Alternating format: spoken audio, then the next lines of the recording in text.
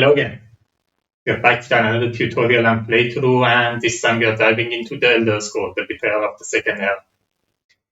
The game is thematically based on the video game series The Elder Scrolls, and it's one chip theory game. The game has lots of similarities with Too Many Bones, but a lot has changed.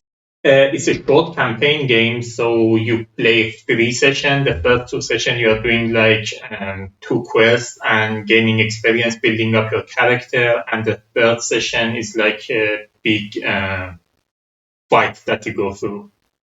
Usually when I do tutorial and playthroughs, I play through the whole game, but I haven't decided yet what I'm doing with this one. I probably just play through the first session, and the other 2 sessions I just stream, but I'll see as we go. Alright, let's get to it. I start with the setup as usual and explain every component as I'm setting up the game. Let's start with character setup. Each player gets an adventure mat. I'm going to explain a different part of the adventure mat in a second. First thing you need to do is choose a race. So the game comes with all these different races. Let's take a quick look at them. So here you can see example of some of the races. So here you can see the name, the artwork. Here are the stats that they start with. You can train it and make it better during the game, but at the start you start with this. So this is your health, stamina, magicka, combat, and cooldown. Each adventure also has a once per battle ability. So during the combat you can use that once for each combat that you're. So we have to choose a race. I think I'm going to go with the red guard. Let's take a quick look at the red guard. So we start with 4 health, 3 stamina, 2 magicka, 3 combat, and 1 cooldown. All once per battle ability. During your turn, remove up to 3 fatigue or status die from your cooldown track and heal for 1 HP for each die removed. If the total HP recovered exceeds your health stat, it is gained as bonus HP. This is going to make more sense as I explain the mechanic of the game and the combat. But for now, let's build up our character. Here on the adventure mat, these rows are called the attribute rows. You slot these attributes in the position that you want them to be. The position of them is important because during the game you can change them. And as I explained, leveling up, it's going to make more sense why you want to put them in certain position. I would say for your first session, if you want to change it, it's not a big deal, but the rule of the game is that once you put something there, it stays there. So we take a health stat token. It is 2-sided. One side is 4 HP, one side is 5 HP. We put it on the side that matches our race's starting stats. So 4 HP, we put them in one of the attribute rows. The same with the stamina, except that the stamina doesn't have any number on it.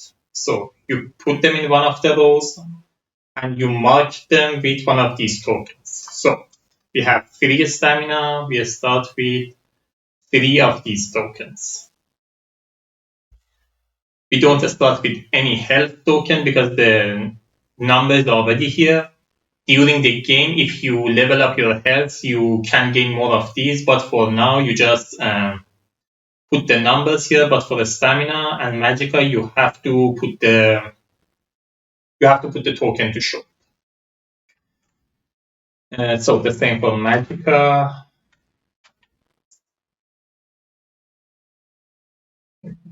Yeah.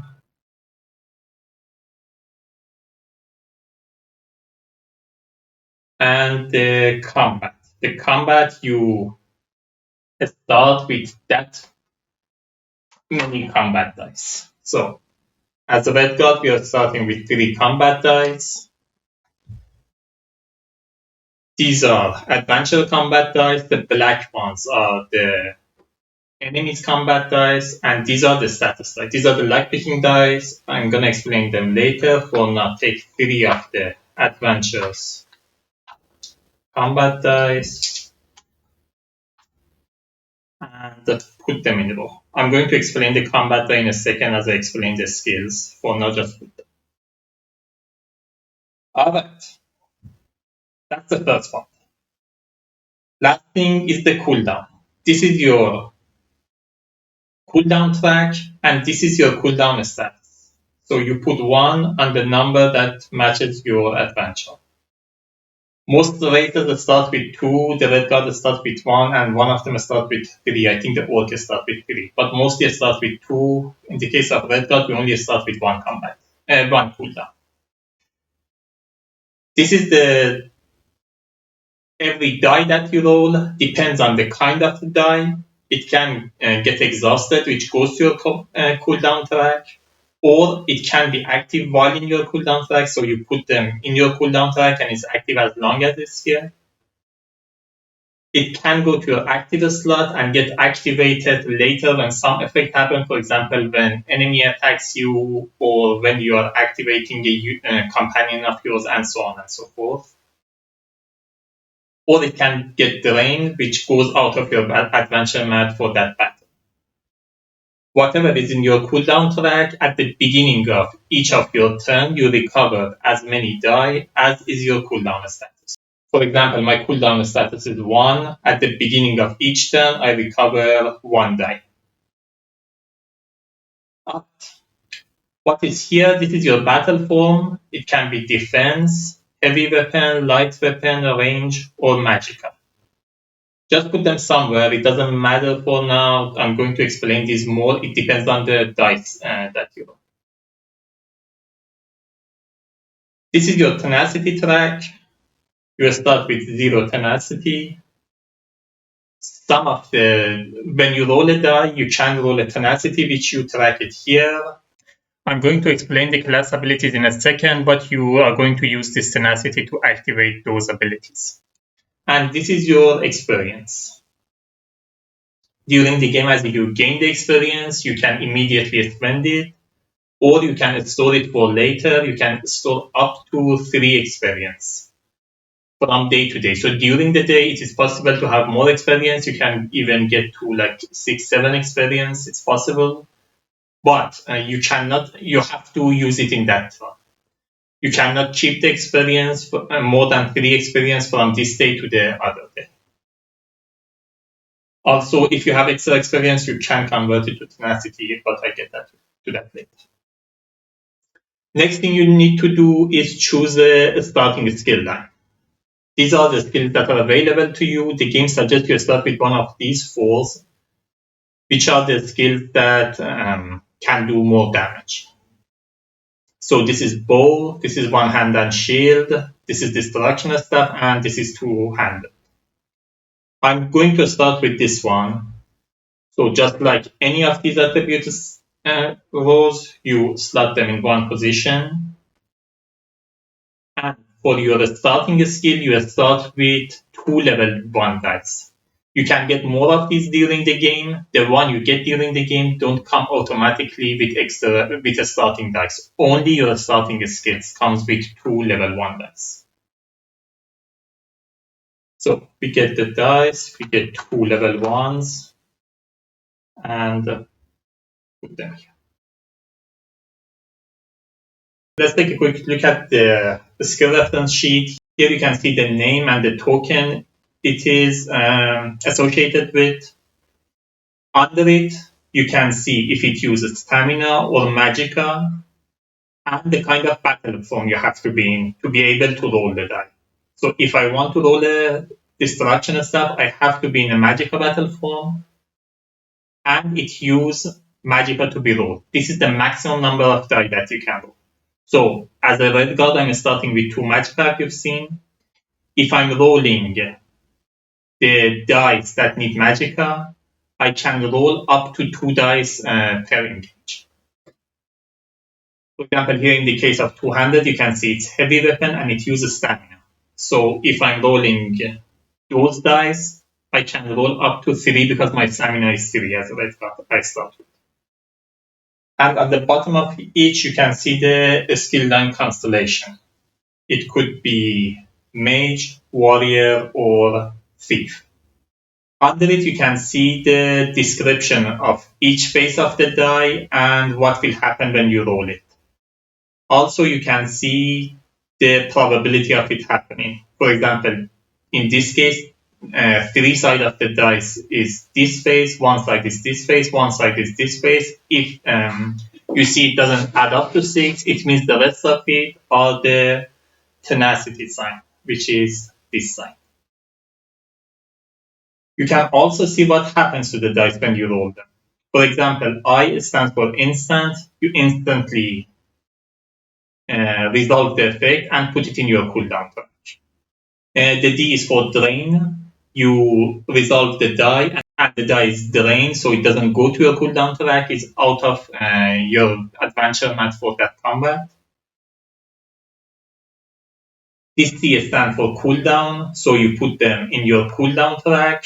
And the difference between exhausted and cooldown is that this has this effect as long as it is in your cooldown track for the instance. So you resolve it and put it in your cooldown track and wait for it to get back. This is effective as long as it's in your cooldown track. You have this ability. So here, be careful. For example, here, if you roll something, put it on the other side in the cooldown track. It's not a big deal. But in the case of these kind of dice, when you roll them, you should put them in the with the right face in your cooldown track because the effect that it has is dependent on the face that is in your cooldown. It can also be active, so you put them in your active slot and it triggers based on the description here. For example, in this case, when you are dealt damage. So it goes to your active slot. When an enemy attacks you, you can resolve this. Here you can see they all have their own battle form. Combat is a special. You can roll it in any form except for magical. So you can roll it as light weapon, heavy weapon, or range, or you can roll it as defense, which goes to your active slot if you roll it when you are in the defense pattern. So you get the reference sheet of the skill that you chose. So I chose two-handed. I get the reference sheet, and everybody starts with combat. By the way, the other side of the combat reference sheet is the turn reference. It explains the turn breakdown and different battle forms. Next thing you need to do is choose a class. Before I get to the class, the game comes with an introductory scenario, which is the jailbreak, and with a tutorial guide that runs you through that and explain how the battle works. I'm not playing through that scenario because I'm explaining everything anyway. But if it's your first game, it's not a crazy idea to start here. If you are starting with the jailbreak encounter, you don't start with a class line. You get it at the end of the jailbreak. But for now, as I said, I'm not playing through the jailbreak. So here you can see some of the class abilities. Just like a skill line, they have their own constellation. Here you can see the name on the under it, you can see it's written novice. It is two-sided. One side is novice, the other side is master. You always start with novice. Under it, it is written for upgrade what you have to do. For example, in the case of acrobat, you have to move 10 different hexes in a single turn. If you manage to do that, you flip it to the master side. Some of them add some abilities, some of them reduce the cost of using the abilities, and so on and so forth. So you check what you need to do to upgrade. They all have certain ability that doesn't cost anything. So this ability you always have. If it has some condition, you have to be in that condition to be able to do this. For example, in the case of sorcerer, it says if you start your turn in magical battle form, you gain 1 tenacity. So it only happens when you start every time you start your turn in a magical battle. And under it are the abilities. So we talked about tenacity, but I haven't explained what they do. What we can do is spend the tenacity to activate the ability that is shown here. I'm going with the acrobat. It's from the thief constellation. To upgrade, I have to move in 10 different hexes in a single turn. My ability is that after I defeat an enemy, I may immediately move 4 hexes, and I may move through units with this movement. I can spend 1 tenacity, move a number of hexes up to your cooldown track of your cooldown stat. If you end this movement adjacent to no enemies, you may heal for 1 HP. My cooldown stat is 1 at the beginning, so it lets me move like 1 hexes for 1 tenacity. The next one, place yourself 2 to 4 hexes away from your current hex, and spend any amount of additional tenacity to deal adjacent enemy damage equal to the additional tenacity spent. Here you can see it has the interrupt ability. Usually you spend this tenacity on your turn. If it has a certain ability, like this case that says interrupt, you can use it when this condition is triggered. For example, when you would be dealt any amount of damage, you may drain an available combat skill die to prevent that damage for 2 tenacity. For 3 tenacity, apply fear status die to adjacent enemy. And last one, quick recovery, resolve recoveries. And last thing, you need to get your chip.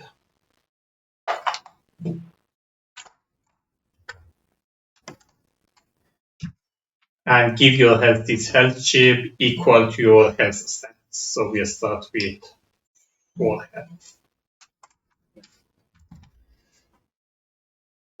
Let's get to game setup. First thing you need to do is choose a region. The game suggests that you start with the Western Black Marsh if it's your first game. It makes sense because there are some overland mechanics that I'm going to explain later, and the Black Marsh is the easiest one to understand. So you get the map of that region and the gazetteer. I'm going to explain the map and the gazetteer in a second, but let us choose the quest first. So next thing you need to do is choose a guild and choose a quest from them. There are 9 guilds in the game. You shuffle them, get 3 out, then go through the gazetteer. And for each guild, it tells you what the quest is that you have to fulfill. So from those 3 quests, you choose one, and that will be the quest for that session. For each session, you have 12 days to fulfill the quest. As I said, you draw 3, choose one, but if it's your first game, the game suggests that you go with the Undaunted in Black Marsh. So, what are the Undaunted? Knowing no fear of beast or blade, the Undaunted are a group of daring treasure hunters who throw themselves headlong into death and danger for fame and fortune. They laugh in the face of death, and they draw for a chance of glory, honor, and treasure. And you can see that mostly the quest that you get from them focuses on delves. I'm going to see in a second what does delve mean. On the other side, you have pledged. These are some action that you can do during your town encounter. For example, in the case of Undaunted, for your guild chaos town action, discard all item in the shop, refill it with new item equal to the shop's value, then gain 1 item from the new selection. So let's take a look at our quest. We have Undaunted in Black Marsh. Curator of Chaos. Session snapshot travels the map to participate in a long delve which can be shortened by making a stop in another city. This quest is intentionally simpler and can be used as an introduction to the game. You picked up a contract with Serdilic Collection, a historical society attempting to open a museum of Argonian artifacts in Black Marsh. The society is searching for a relic that is particularly hard to obtain, so they have hired the service of the Undaunted to bring it back to land. Anything else you plunder in the process, of course, is yours to keep. The artifact in question is an ancient Argonian tomb said to contain wisdom about how to harness a rare natural resource native to Black Marsh. Serdilic Collections has learned that the book is located in complex cave system below the city of Storm. The organization is light on details, but there are few historians scattered throughout the region that may be able to help. Here you can see the starting location is Lilmarth. Now let's get to quest.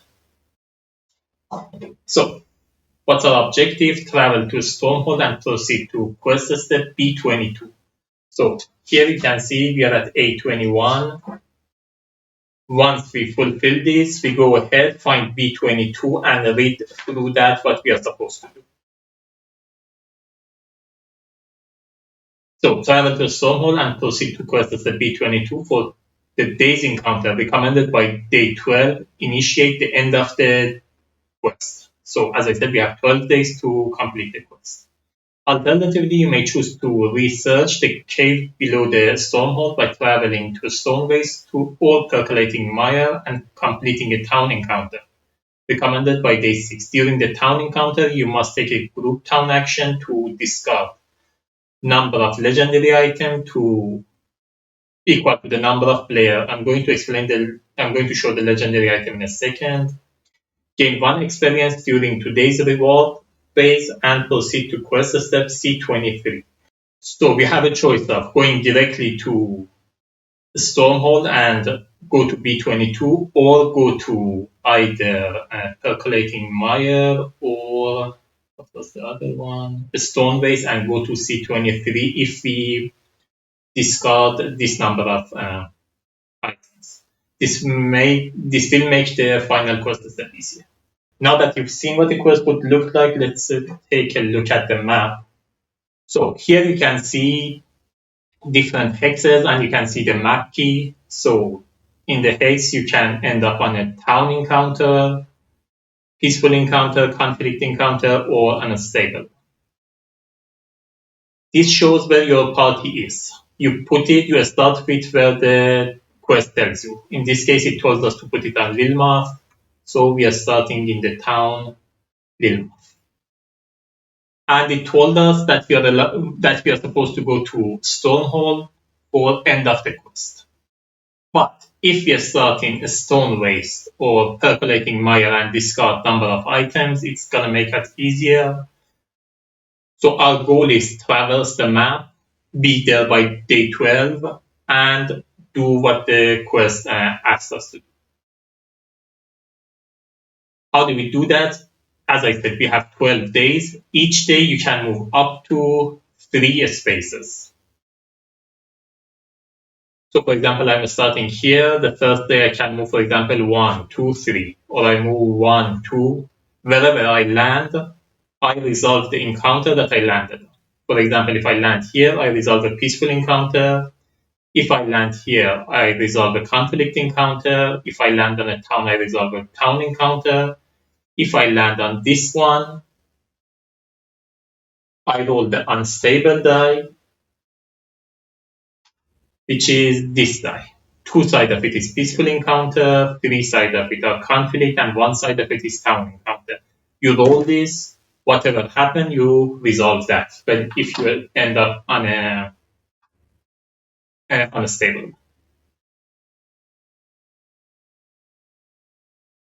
you can also move more, but for that you'll be gaining light fatigue in your cooldown range.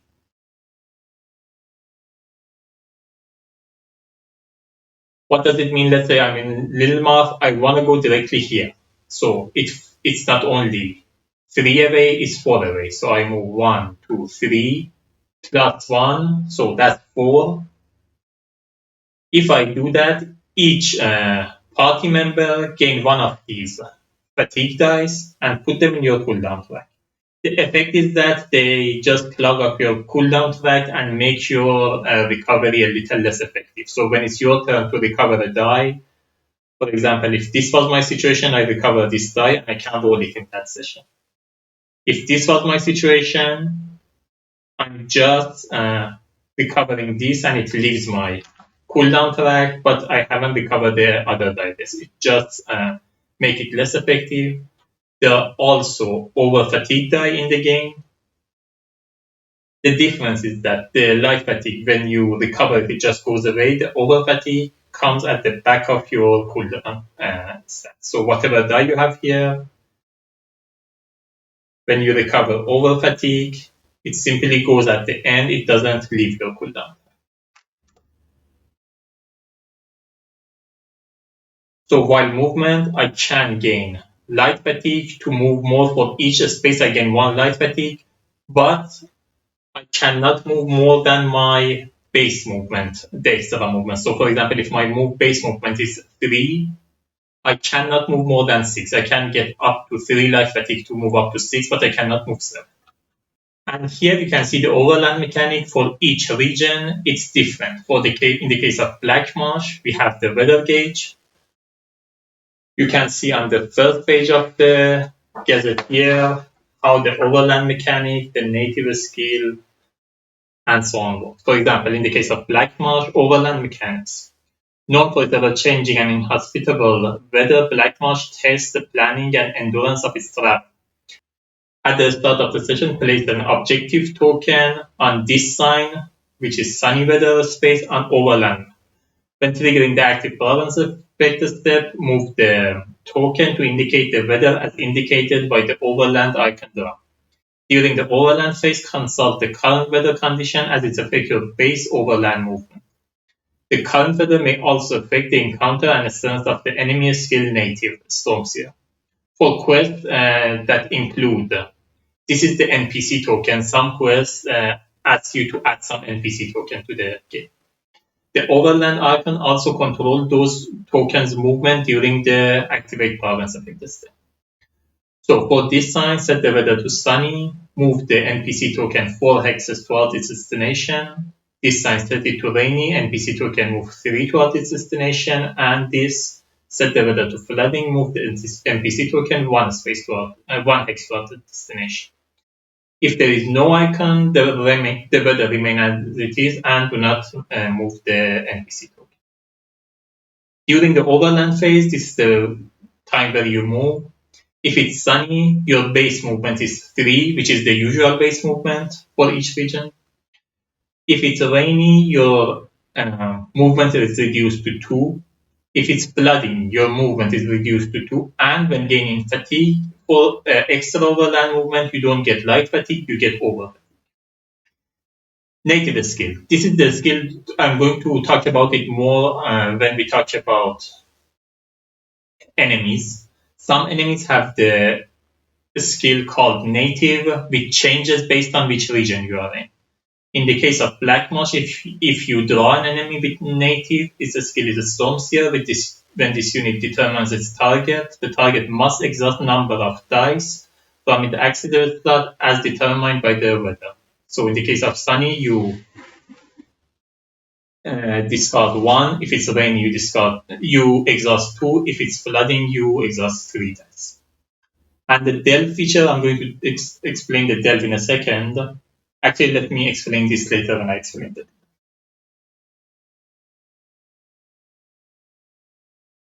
So, as the game says, we put this token on Sunny at the beginning of the game.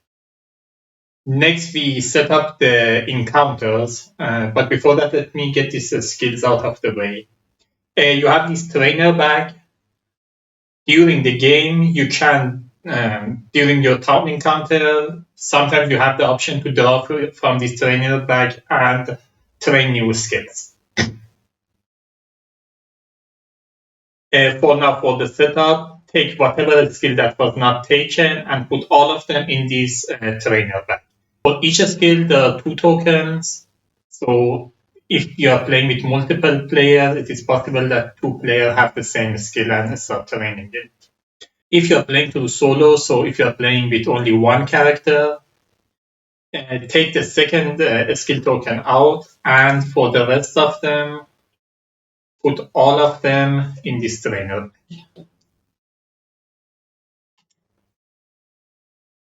The second ones are all out of the game.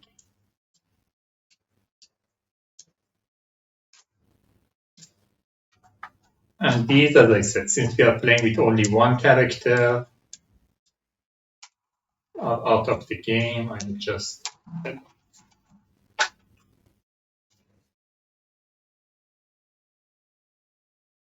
I'm gonna explain this trainer bag later during the game. For now, just set it up, put it aside. Now, let's look at the encounter.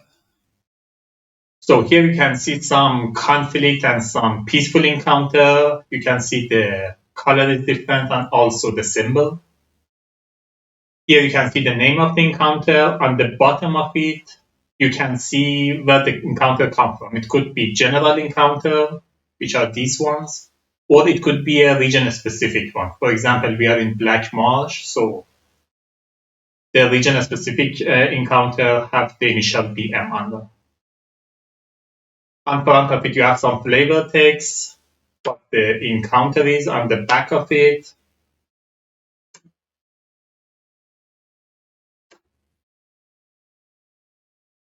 You can see different icons.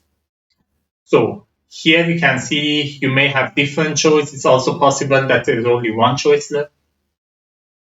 Um, Here you see the experience reward for each of the choice that you make.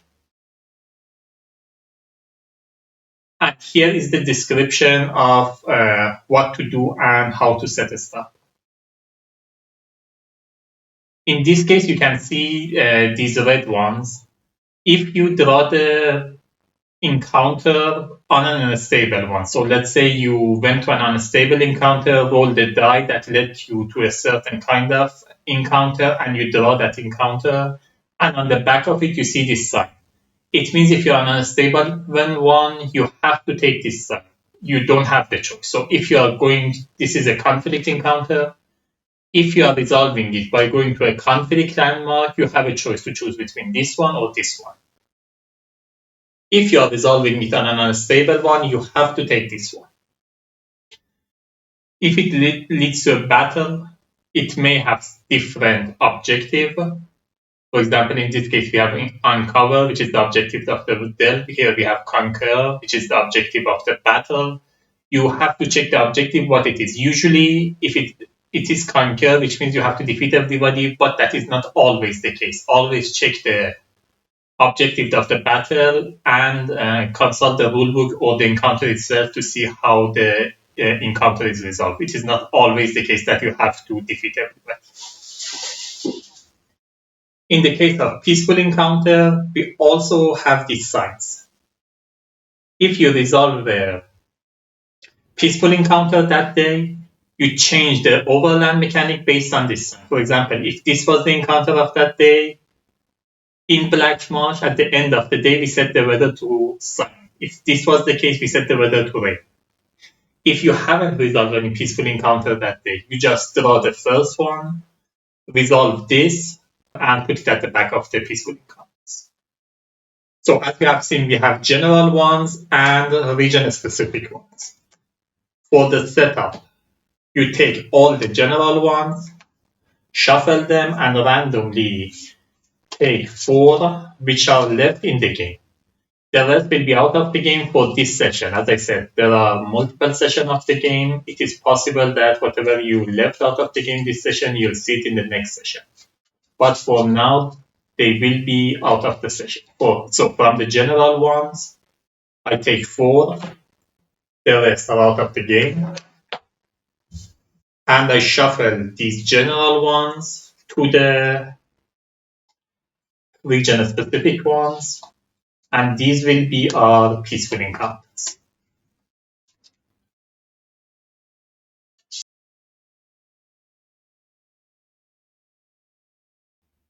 We do the same for the conflict ones as well.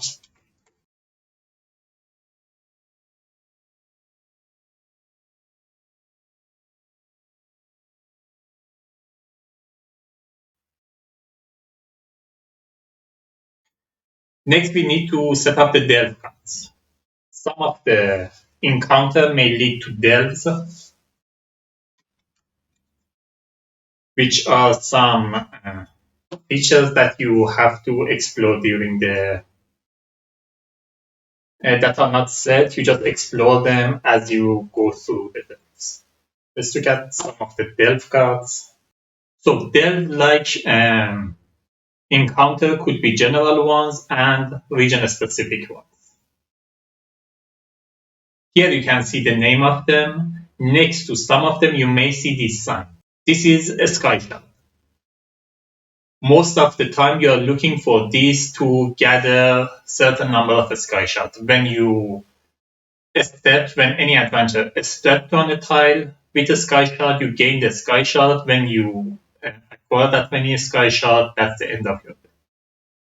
So delve tile could be these sky shard ones.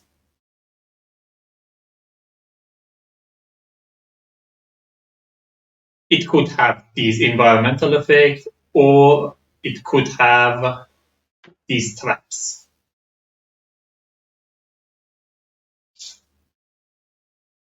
Could also be that it has no effect, it just has some fix. Here you can see what kind of tile you draw when you step into the delve. So in this case, we have a 6 hex tile, 7 hex tile, 3 hex tile. There's also a 17 hex tile in the game that you may draw. Here is the number of enemy that you deploy based on the number of players. For example, in this case, if it's one player, you're deploying a level 5 enemy for 2 player level 5 and 2 level 1s, and so on and so forth, up to your enemy pool. I'm going to explain enemy pool later, but if your enemy pool is lower than the total of this, you draw fewer ones, or at the lower. Here you can see when revealed. So when you reveal it, you resolve this effect. These blue ones happens when you gain a sky shard based on the number of sky shards that you already have. For example, if you have one, this happens. If you have two, this happens. If you have three or more, this happens. This is the effect on that tile that is always in effect. This is a trap when you step on it. You have to do a lockpick attempt. I'm going to explain the lockpick attempt more during the game. You are attempting for these numbers and you have this many attempts. If you are unsuccessful, there will be some penalties. If you are successful, either you get something back or nothing will happen. So for the setup, you get all of them and shuffle them together, all the general one and the region specific ones. But always check the first map of your gazetteer before you shuffle the stuff. Some devs have a special feature. For example, in the case of Black Marsh, you can see at the start of the session, 5 delve cards submerged chamber, Black Marsh special 0.1. Do not shuffle it into the deck, but make sure it's accessible. Another delve card may instruct you to shuffle this card into the delve deck. So here you can see the submerged chamber. We take it out and we shuffle the rest and make the delve.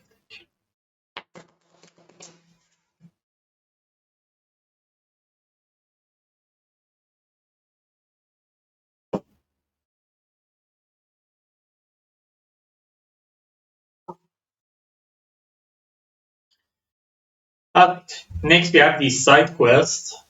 These are the quests that you can pick up during the game at your town encounter. They are widely different and each of them have their own conditions, so I'm not going to go through all of them. For now, just shuffle them, put them aside. During the game, you can gain some side quests. I'm going to put this up camera for now. If I need them, I just go.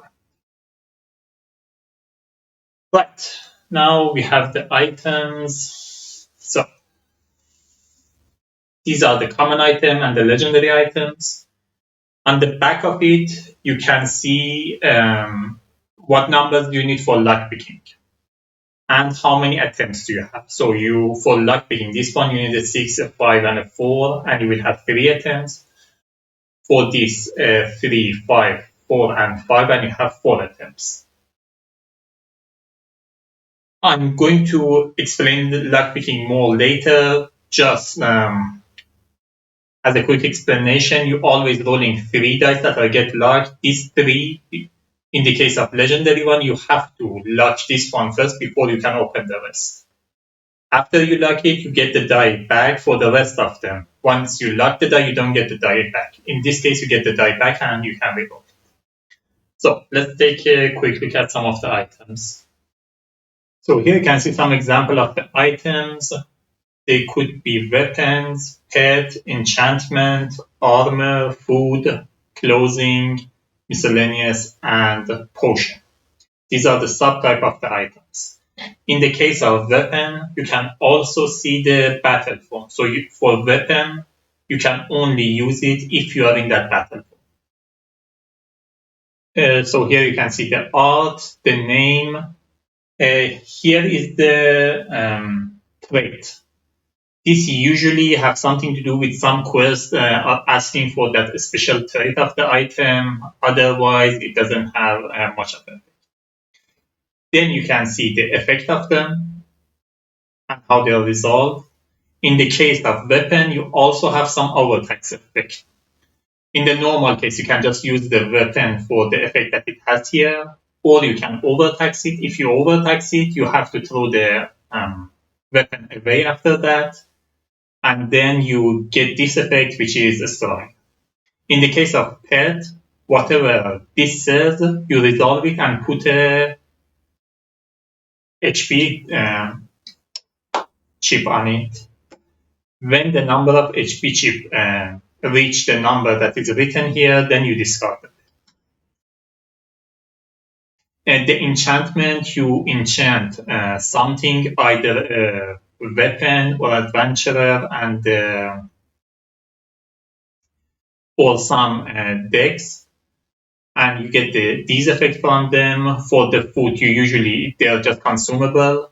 You get this effect and throw them away. In the case of clothing and armor, they just give you some effect that you can use. In the case of armor, you also have the overtax effect that you can use. The potion, when you use them, you expend them, you turn them sideways to show that they are expended. When you are in town, if it has alchemy station, you can fill it up. And the miscellaneous, each of them have they have different variety of abilities. You always have to read to see what it is doing. But for now, we just shuffle each deck separately.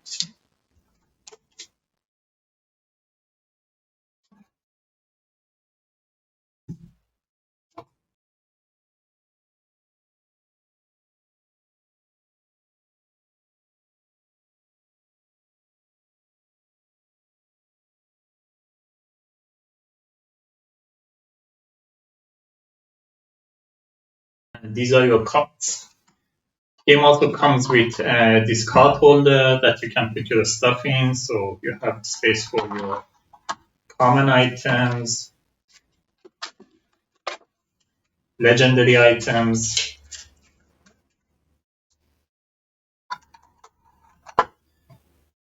conflict encounter, peaceful encounter,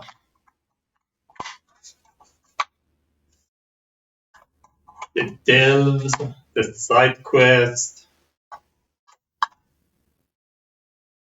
and these the skill weapon sheet. Go back here. As I said, during the game, you can get more skill line. You get the skill sheet that describes. I'm gonna put this here for now. I have to move it later.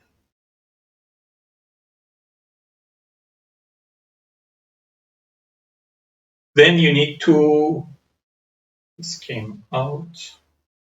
Then you need to set up the enemies. So let's take a quick look. Here for the enemy, you can see the art. This is the health they start with. This is their range. So if it's range 1, it can only attack adjacent one. As the range increases, they can attack adventure further away from. This is the number of attack dice that they roll. This is their defensive stat. Whenever you attack them, the attack is reduced by this number. Here you can see the type of enemies that they are. They could be humanoid, beast, or Daedra. Then you can see the level, and you can see what they are targeting. If it's only showing 1, it's only targeting one adventurer to two adventurer. If it's showing the infinity sign, it will attack as many as possible. They always attack the enemies always move up to two space and attack, and they always target the closest one to them. So they move for the closest one to them.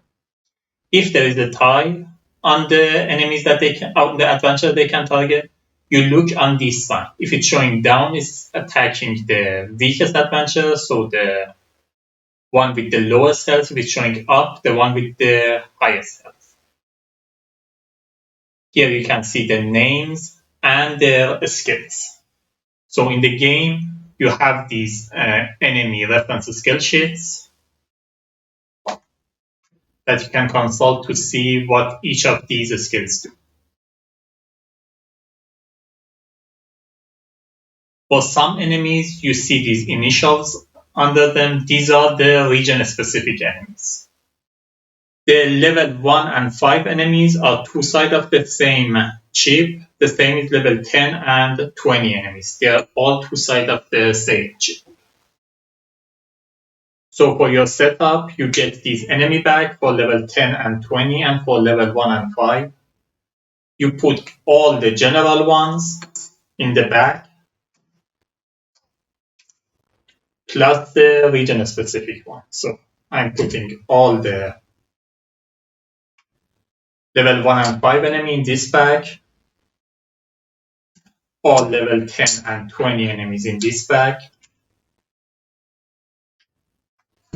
Then I go through the rest of the enemies, find all that belong to Black Marsh. You always have two level 1 and 5 enemies and two level 10 and 20 enemies. So we have these two and these two that belong to Black Marsh. Put them in the enemy bag. With the shuffle, the rest are not in the game in this session.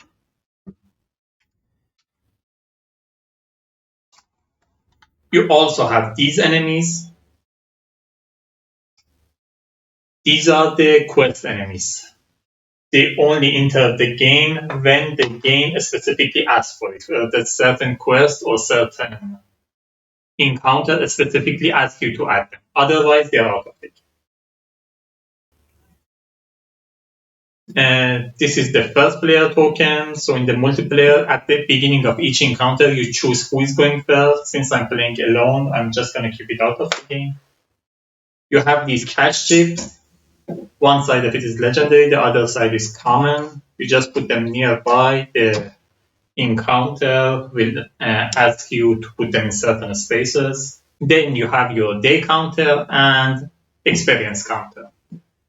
You put the day counter on day 1 and the experience counter on 2. So you start with two experience. These are these two dice that you start. These are the two experiences. You also have this counter die. You put it on 1. You also need to choose the difficulty before you start. The difficulty could be Apprentice, Adept, or Expert. This is the page 13 of the rulebook, by the way, if you want to check for yourself. They have effect on different aspects of the game. First of all is the Adventurer's Rest. I'm going to explain this more during the game. But for now, at the end of each day, adventurer can rest and heal to a certain number of HP and recover a certain number of dice. If you are playing as Apprentice, you are healing 2, recovering 2 dice. If you are playing Adept, you are healing 1, recovering 1 die. And if you are playing as Expert, you need to discard an item to be able to do the adventure rest. And your rest will be healing 1 and recovering 1. If what you're discarding is consumable, you also get the effect of the consumable and then extra rest as well. Other effect is the engage action. During battle, each turn you can engage. For every extra engage that you want to do, you have to gain some fatigue dice. On Apprentice and Adept difficulty, for your extra engage, you are gaining 1 light fatigue. For Expert difficulty, you are gaining 2 light fatigue. And lastly, the session final battle. During your game, when drawing enemy, you have something called enemy pool, which is dependent on the XP that you have until the last part of the quest. The last part of the session, you check the end of the session difficulty pool and see what levels of enemy you're facing there. Here you can see end of the session enemy pool, which depending on the difficulty you're playing is different. So if you're playing Apprentice, it is 13 XP per player. If you're playing Adept, 16 XP per player. And if you're playing Expert, it is 18 XP per player. So what you're trying to do during the game is usually try to get this much XP before you reach the last part of the quest. Otherwise, the last part will be a little more difficult. For this game, I'm going to play as Adept, which means during rest, I'm going to heal 1, recover 1 die. If I'm doing extra engage during my turn during combat, I have to gain only 1 light fatigue. And end of session difficulty for session 1 is going to be 16. You also have this campaign journal, which you can track your campaign. You can write the adventure's name. This part is P, you write it down at the end of session. I'm going to get to that at the end of this session. Then you write your quest. So we are in Black Marsh. And we are doing the Undaunted quest, which is the curator of things.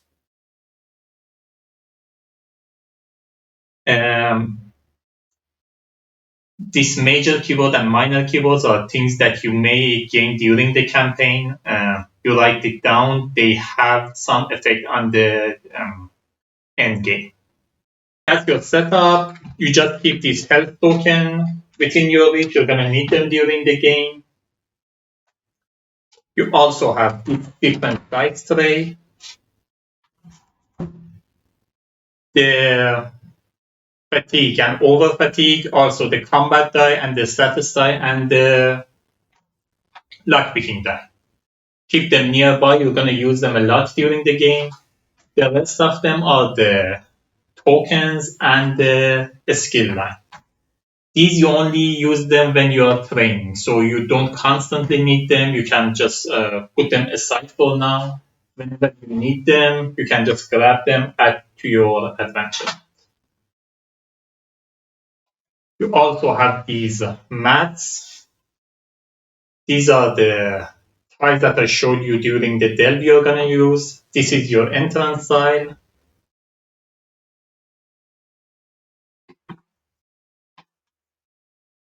And this is your clash mat that you use them during clashes. Again, put them somewhere within your reach. You're going to need them during the game.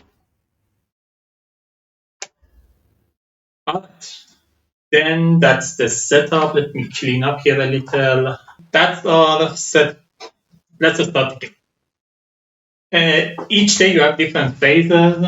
First, you have the new day phase, during which you just increase the dial. We are starting in day 1. I already put it at day 1, so we don't do it in the first day. Then we have the overland phase, during which you can move except for the day 1. In day 1, you can't move. You have to spend the day in the town that the quest tells you to start with. So we are starting in Lilmarth and we are not moving. Then we have the encounter phase. On the place you end up, you have to resolve an encounter. So we are in Lilmarth. We go to our gazetteer and find the city Lilmarth. Known as the first ranger of Markmarth, Lilmarth is a city of opportunity and danger. A place to make one's fortune and potentially lose it to the criminal who run unchecked through its street. Despite its unsavory element, it is a beautiful old city that frequently charms visitors. Psychedelic Collections, an organization that collects Argonian artifacts, is attempting to found a museum here. So, this is the effect of the city. What is it in the case of Lilmarth? All is base rate. When an adventurer takes a shop action, they may gain 2 items instead of 1. So, here's our actions. We have the market, where we can buy this item. We have the trainers, we can gain new skills. You have the inn. If the inn is open, you can take the inn action and heal to full and empty your cooldown track. Quest board, you draw 2 quests, choose one. Guild kiosk, you resolve the effect that your guild tells you if you resolve that action. Alchemy station lets you refresh your potion. And town square depends on the town. It's always different. For example, in this case, we have Psychedelic Collections. Discard a legendary item during today's reward. And during today's reward phase, gain 1 bonus XP. So, in the game, there is no money. Instead, your actions are limited. So you are limited to 2 actions per city, per encounter. So your action could be gaining item, gaining trainer, gaining quest, whatever your action is, you are limited only to 2 actions. You can get 1 action twice. For example, I can just get 2 items as my 2 action, or you can take different action. In the case of Little Mouse, it has this special effect that when you gain an item, you gain 1 extra. So we have 6 common items as shown here. So we draw the 6 common items. These items you don't need to light pick, they are already open, you are just buying.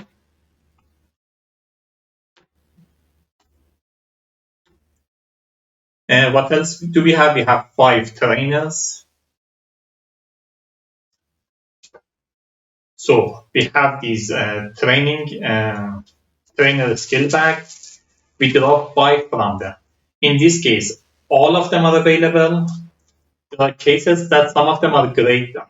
If that ever happens and you draw one of those, you just set it aside and keep drawing until you have enough. For example, let's say this one was grayed out. I put this aside and keep drawing more until I have 5 that are not from the mage.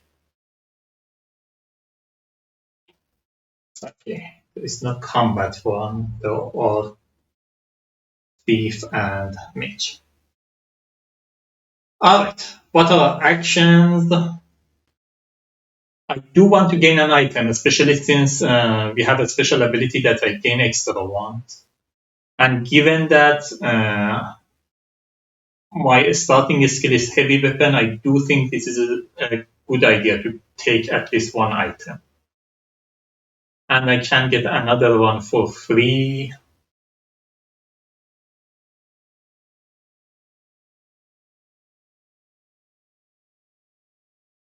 I think I get this one. So this is one of my action. I'm getting it. In a normal case, if I'm getting this, that is my second action. That's all I do this in this encounter. Because of the effect of Little Mouse, I'm getting extra for free. So that is only 1 action. So that's one of my actions. My second action, I do like this acrobatic one a lot, but I was planning to also get quest because I wanted to show how the quest work. Also, this lets me move a lot. I do like that one. But I guess my class ability is also acrobat. I have enough movement, so I don't have to worry about it that much. So I'm not getting this. I'm just drawing the quest. So when you draw a quest, you draw 2 and choose 1.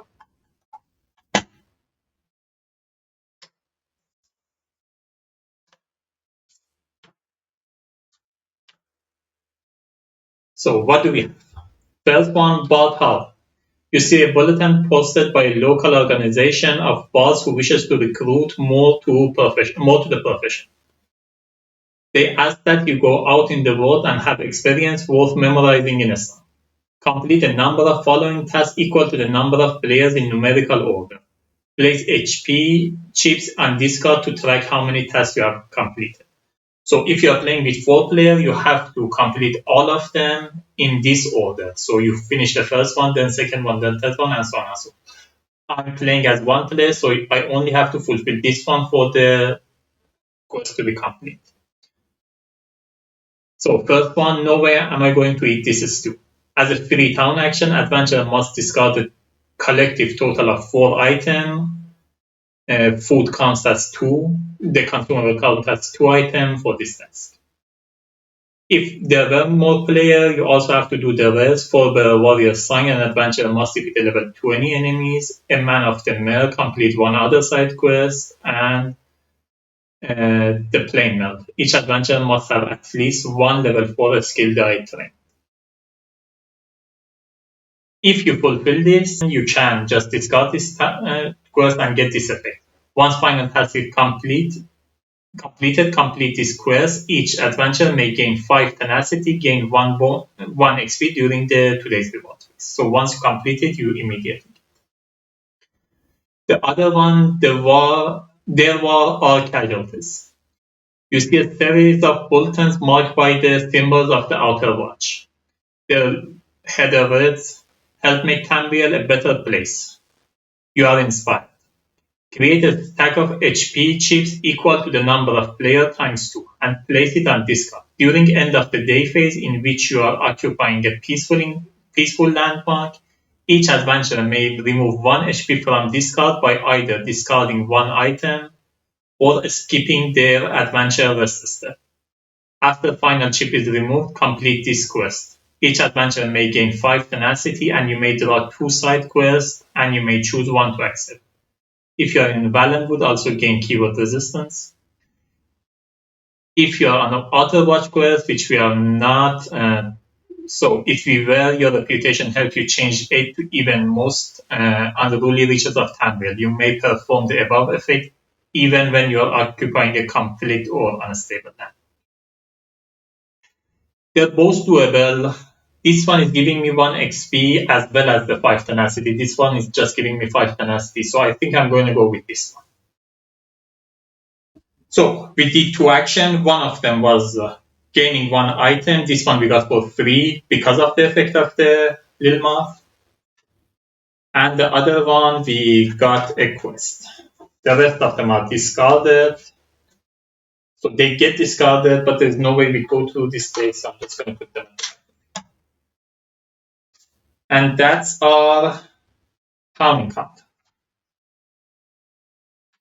By the way, these items, you can have 4 active and up to 8, but then the rest, the extra one will go to your backpack. You can't have more than 8 at any point, and you can't have more than 4 active at any point.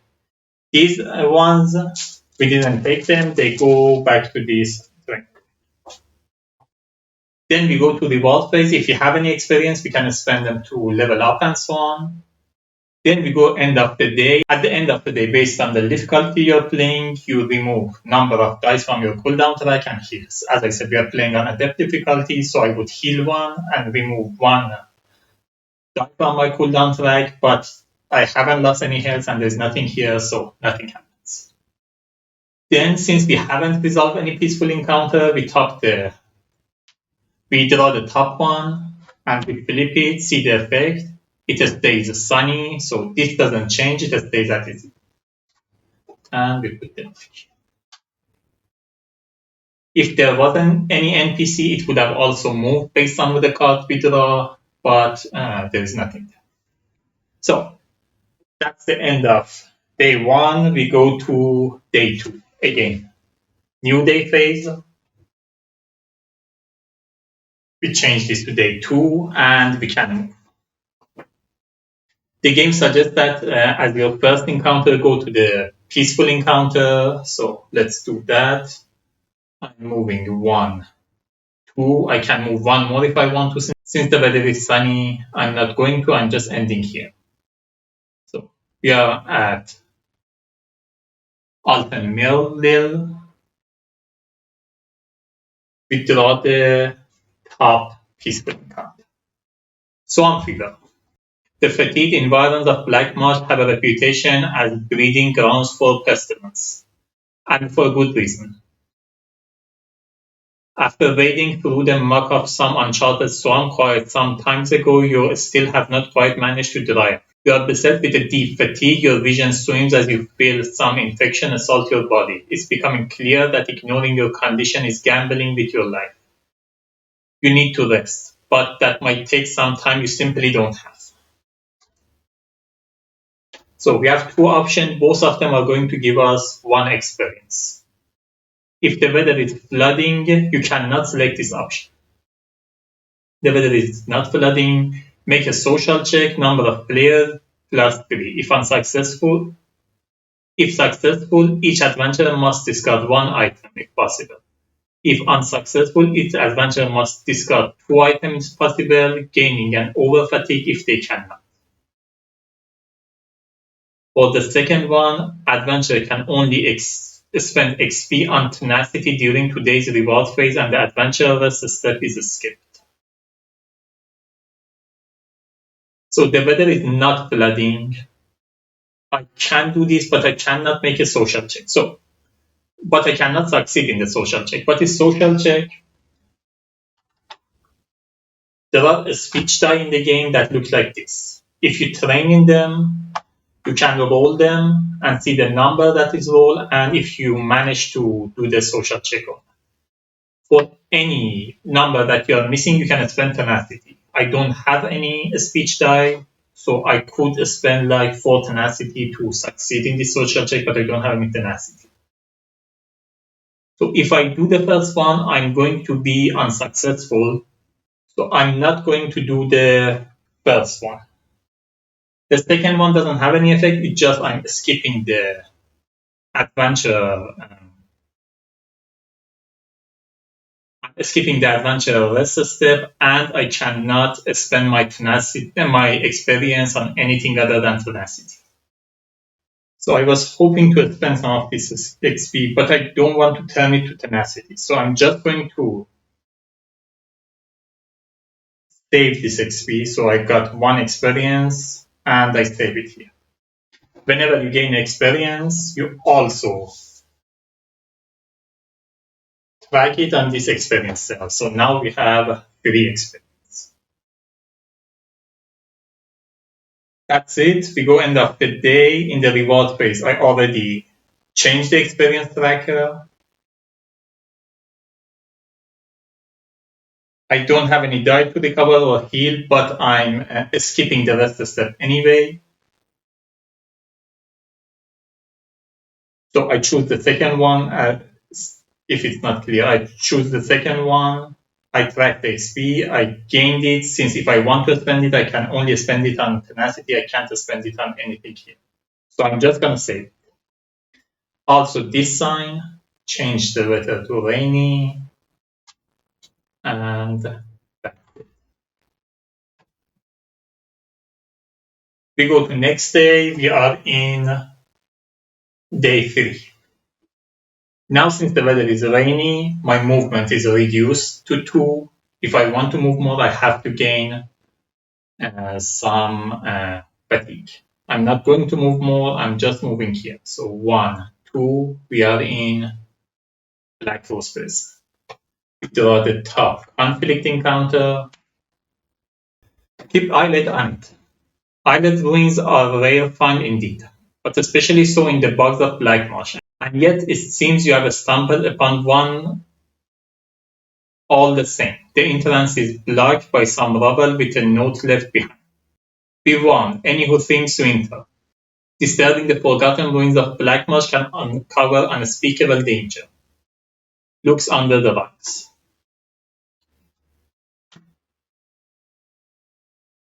So we only have one option that leads to a battle. A simple look won't help. For this clash, use the 3 hex and 17 hex tiles instead of the clash tiles. Usually for the clash, you just use the clash mat unless it tells you otherwise. Ignore all icons on the tiles, instead deploy enemies and caches as indicated. Only deploy number of enemies and number of player plus 1 catches. For every 5 points remaining in the enemy pool after deploying enemies, add 1 HP to all enemies, may exceed health stat. Catches are not discarded when a luck quick check is failed. The defense stat of all enemies is equal to the number of catches on the battle.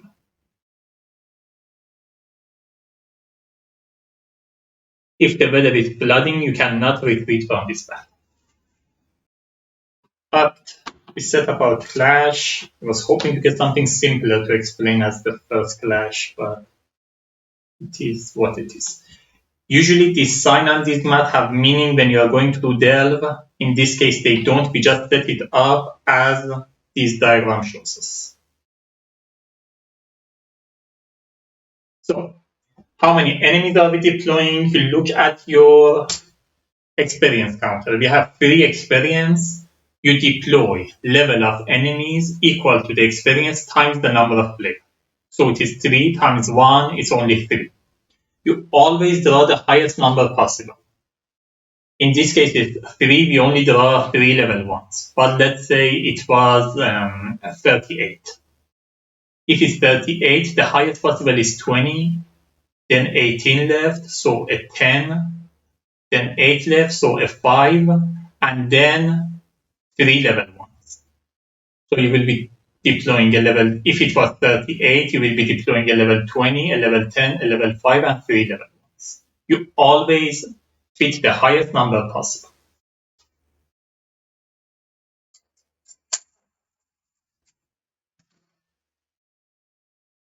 In this case, it is 3 enemies, but the clash tells us that we only deploy number of players equal to the enemies. So we don't deploy 3, we only deploy 1.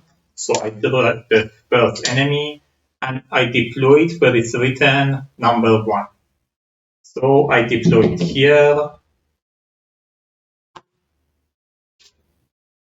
It's the wolf. Then it tells us for every 5 points remaining in enemy pool after deploying enemies, add 1 HP to all enemies. The number remaining is not 5, there's only 2 there, so we don't add any extra level, and that's it. Now, the wolf deployed with 4 health, it has 1 range, loading 2 attack die, 0 defense, and it has riposte 2. Let's take a look at riposte. Here you can see an enemy skills reference sheet, riposte with a number next to it. Each turn, the first time this unit is dealt damage by an adjacent opposing unit, this unit will then deal a number of damage back so long as it was not defeated. In this case, we have riposte 2. If you are next to it and attack it, if it doesn't get defeated, it will deal 2 damage back. So as you can see, its defense is 0, but we have a special situation for this encounter. The defense of the enemy is equal to the number of these chips in the game. So its defense is 2. As I luck pick them, the defense will go down. Even if it has 3 defense, it still would have been 2. So you just go with whatever the encounter stats. Then I can deploy wherever I want on the entrance tile. I'm going to deploy here. Before I get to the clash, let me give you an example of what a clash would usually look like. So here you can see we have our entrance tile and our clash mat. We put them in the orientation shown here. And let's not go with that 3 experience, let's go with the example that I gave before. Let's say we are not playing solo, we are playing 2-player, and we have 19 experience on our dial. Which means our enemy pool is going to be 19 times 2, so 38. As I said, 38 is going to be a level 20. We always draw the highest one possible. So a level 20, then a level 10, a level 5, and 3 level 1s. So from the level 10 and 20 bag, I draw the first one, I put it on the 20 side, give it its health,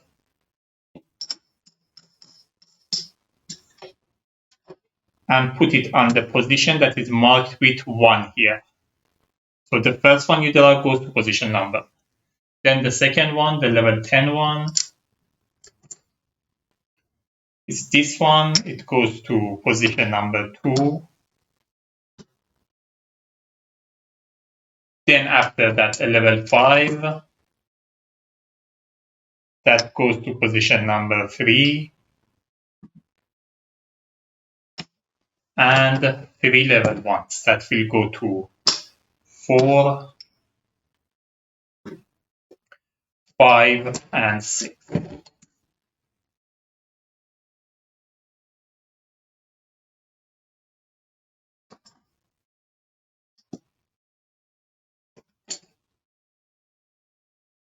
Sorry, I put this wrong. It should go here. And this one goes here.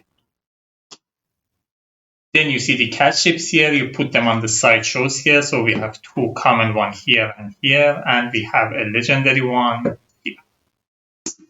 Now, let's get to the battle, see how it works. I can enter anywhere on the entrance tile. I'm deciding to enter here. Now I have to choose my battle form. I can stand in heavy weapon and go attack this one, but then this will have two defense. So I'm thinking instead, I go in the defense mode. Now I'm in the defense battle form. I'm gonna try to open these cat ships first to reduce the defense, also get some item, and then go attack it. And in the meantime, I'm just gonna keep rolling dice for defense. But here you can see my stamina status, which is 3. It means I can move up to 3 spaces. So I'm moving 1, 2, 3. I'm landing on a cat chips, which means I can try to do a luck pick attempt. You can do the luck pick attempt during your movement, which means if I had more movement, let's say I have, for example, 5 stamina, or I had movement from somewhere else, I can come here, do a luck pick attempt here. Whether I open this or not, I can move further and move and either attack an enemy or do another luck pick attempt and so on and so forth. Alright, so this is a common item.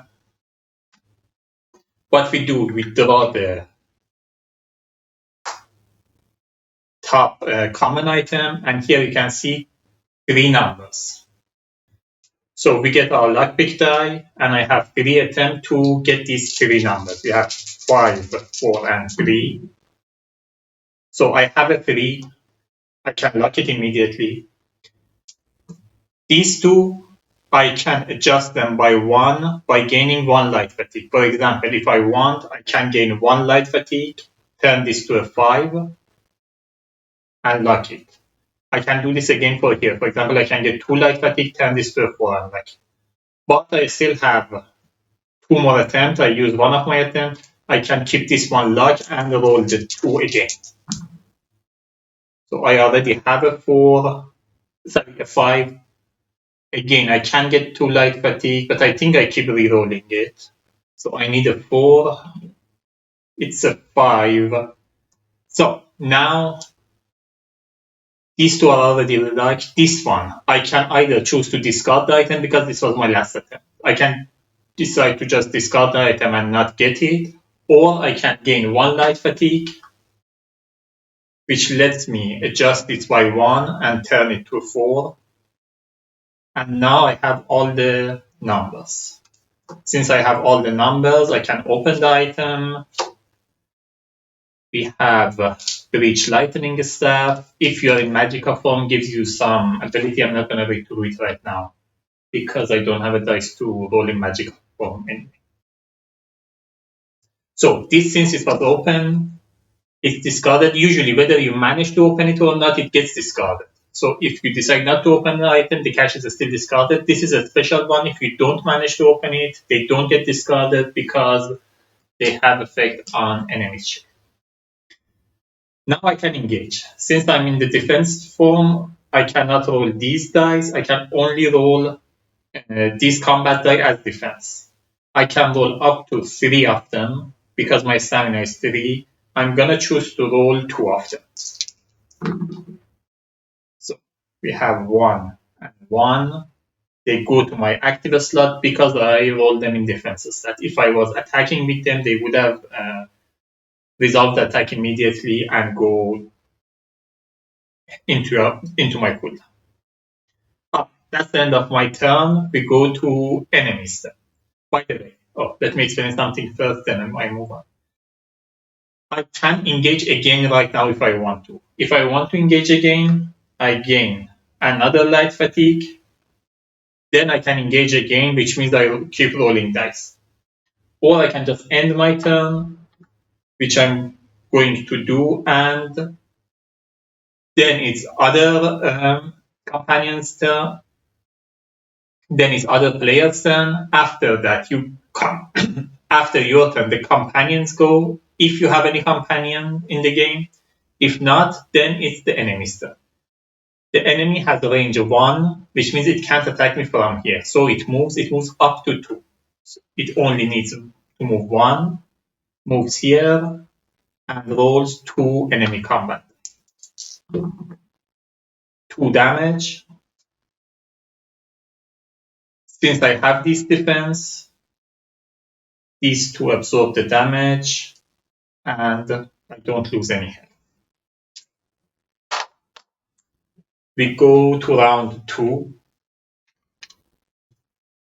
and it's my turn again.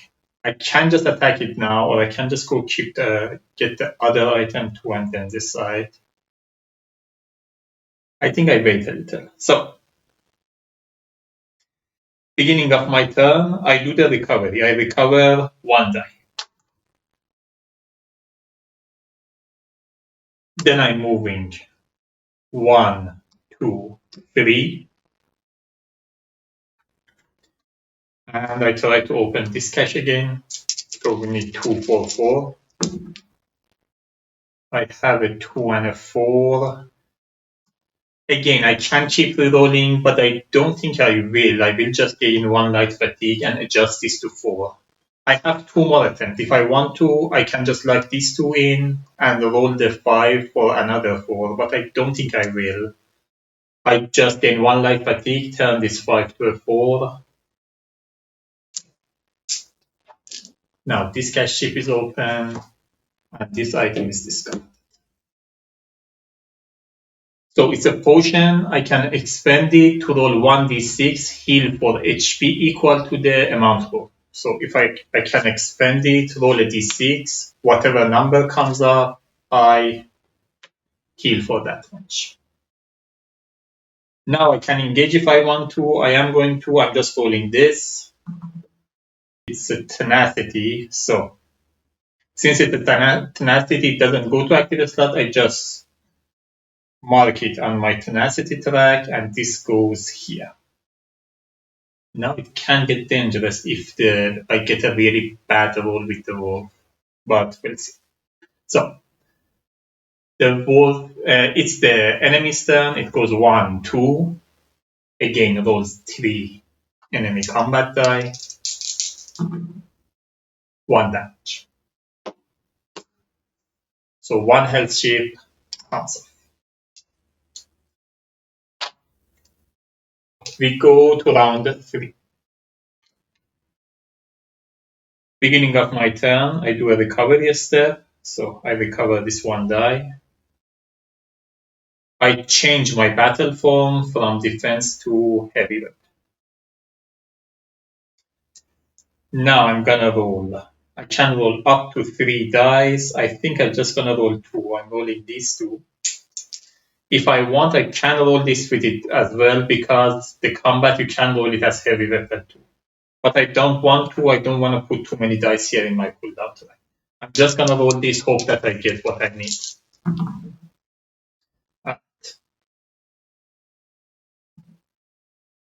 Now let's take a look at these. If you look at the signs here, this one just do 2 damage and gets exhausted. This one does 3 damage, but then I have to gain either 2 light fatigue or 1 over fatigue. If you don't want to, you can choose not to resolve the die. So if I decide I can just put this down here and not resolve it, it will still get exhausted, but I don't get any benefit from it. So I'm not doing any damage, but I'm also not getting any fatigue.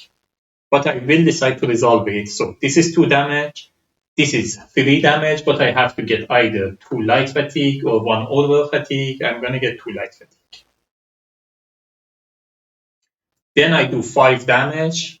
This doesn't have any shield anymore. It has 4 health. The 5 damage get rid of all 4 healths. So the wolf is defeated.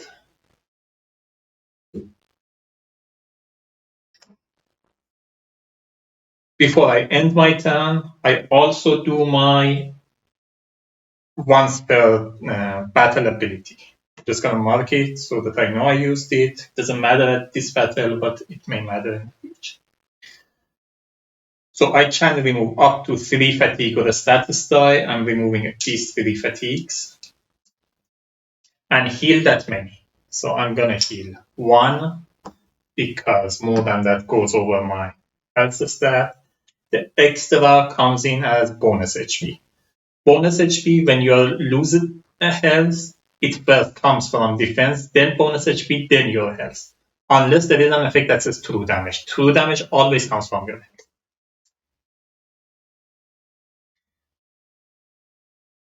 And that's the end of it. The objective was conquer. I had to defeat everything. I did defeat everything. So that's the end of the battle. End of battle. Any active die that you have gets exhausted. Any bonus HP that you have goes away. And that's it. So come back here. We go to the reward phase. I get 2 experience, which I mark here. I go from 3 to 5. Then I'm going to gain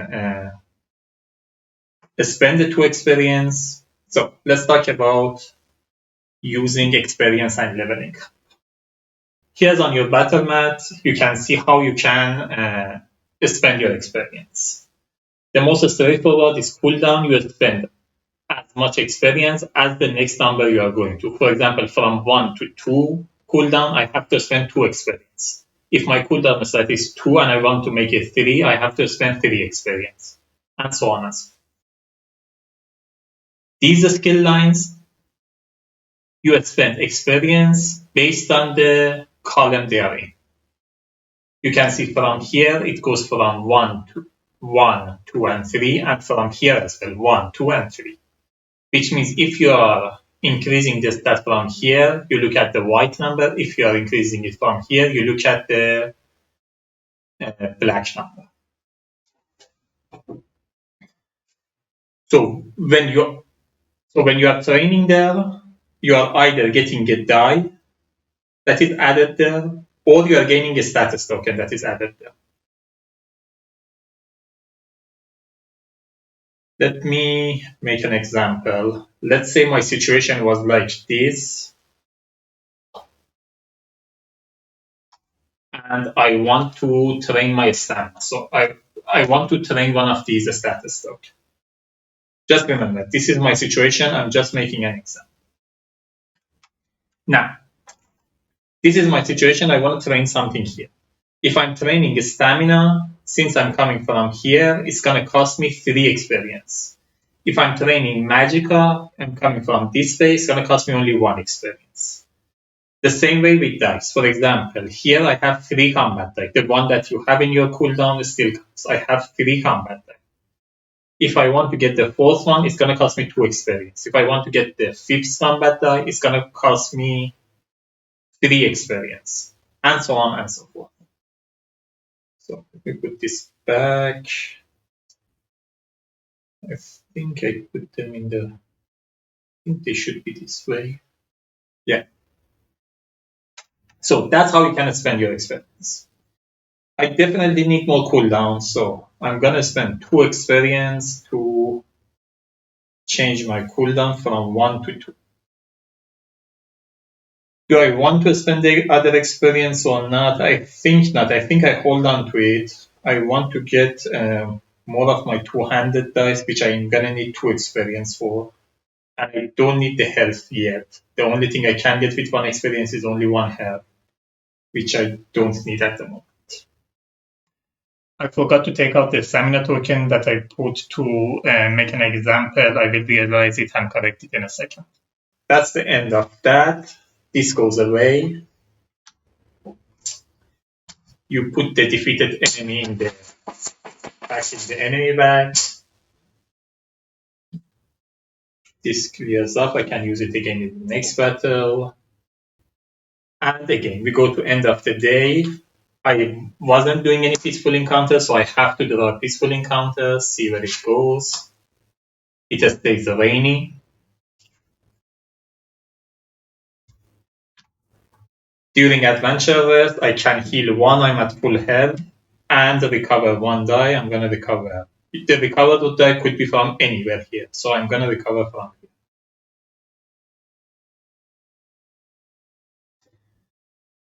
And that's it.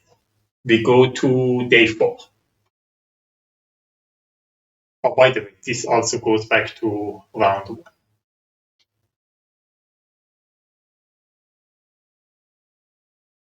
I think I close the stone way, so I want to make my way this way. But I don't have any legendary item yet to discard.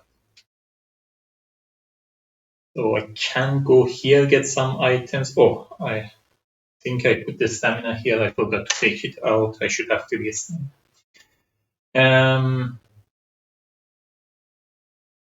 I think I tried to go to this unstable one. There is like 50% chance that I get a conflict. Maybe I can unlock.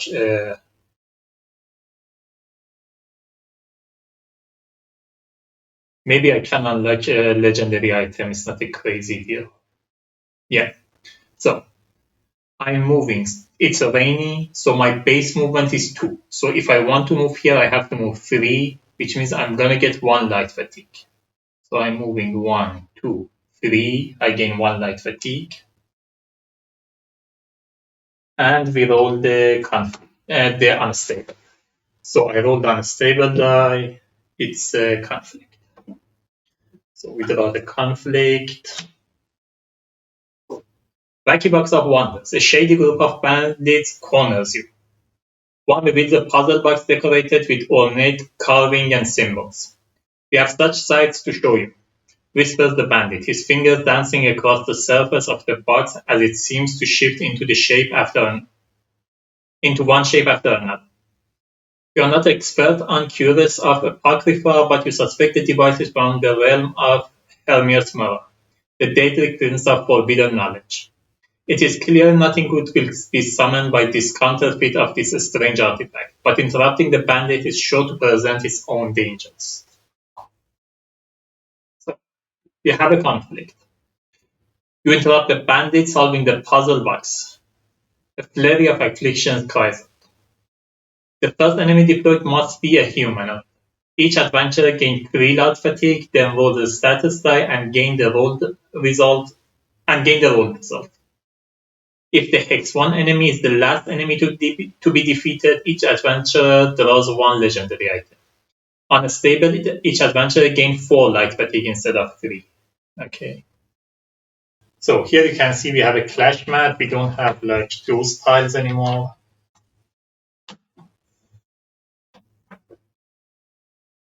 And it tells us to put it this way.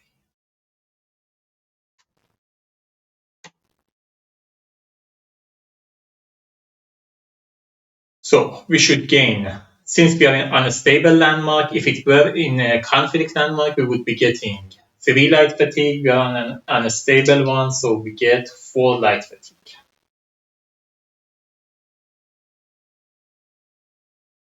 Then we roll a status die and add it to our cooldown track. Let me show you the effect of the status first.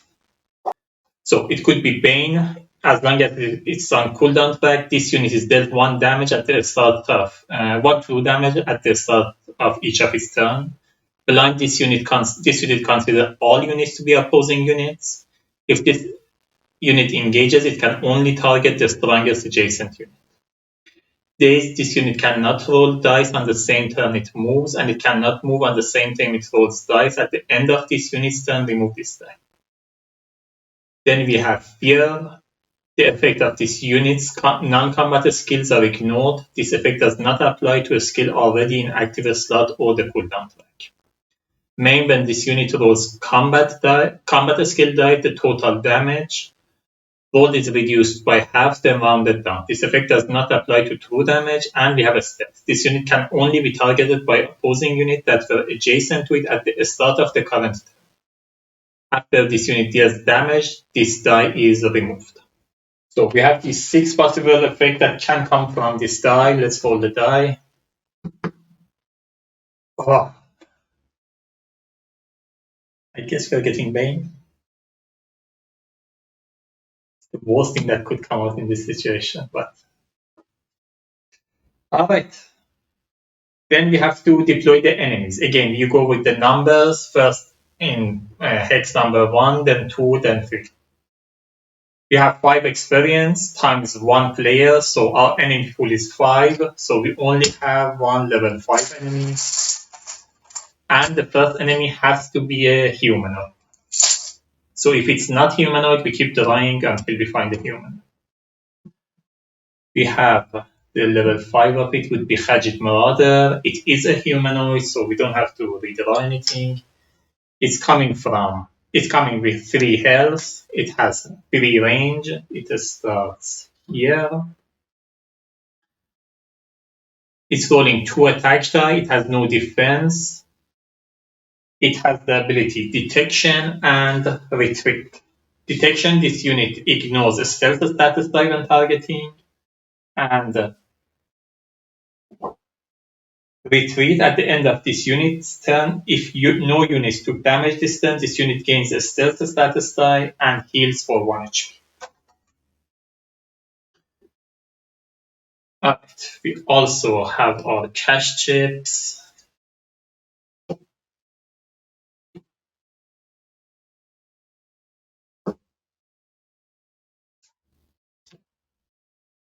Again, I can deploy anywhere. I'm going to deploy here. Beginning of my turn, I have a Bane status die here, which means I lose 1 health. I recover 2 dice because my cooldown stat is now 2. Now I can move up to my stamina. I'm going to move 1, 2, 3.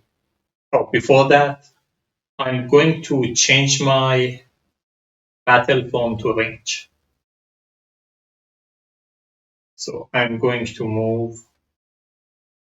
Actually, I don't need to. I think I hold on to it. I don't want to roll any. Can change to defense. It's not crazy.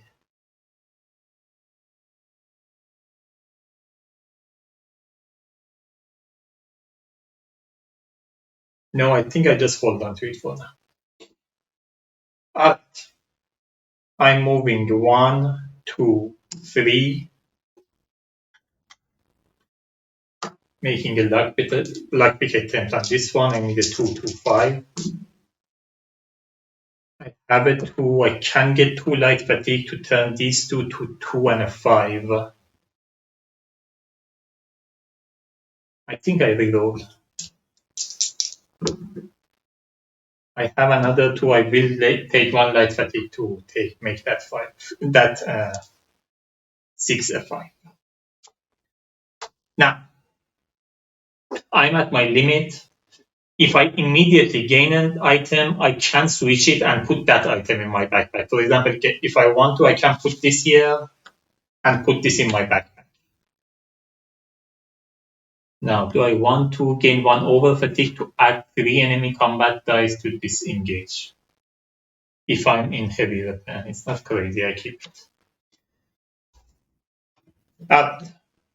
This is open. Now I'm going to use my once per combat ability, remove up to 3 fatigue and status die. I'm moving these 3. And then heal 3. I can only heal 1, so the other 2, I gain them as bonus HP.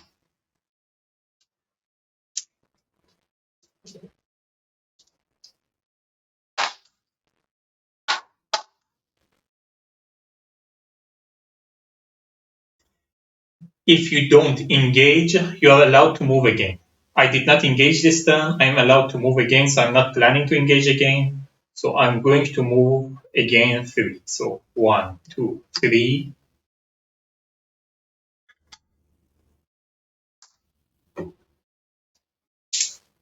Now, this is a legendary item. You have to open this before you can move to this.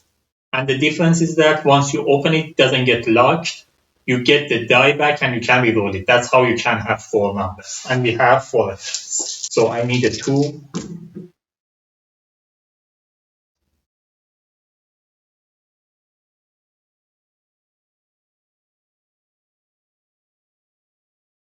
It makes sense to take 1 light fatigue. So I'm getting 1 light fatigue to make this one a 2.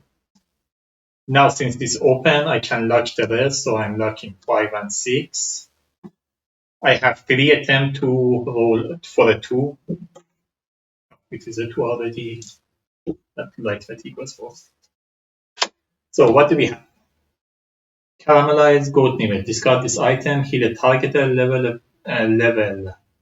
1 or 5 beast enemy to full HP. That enemy becomes companion.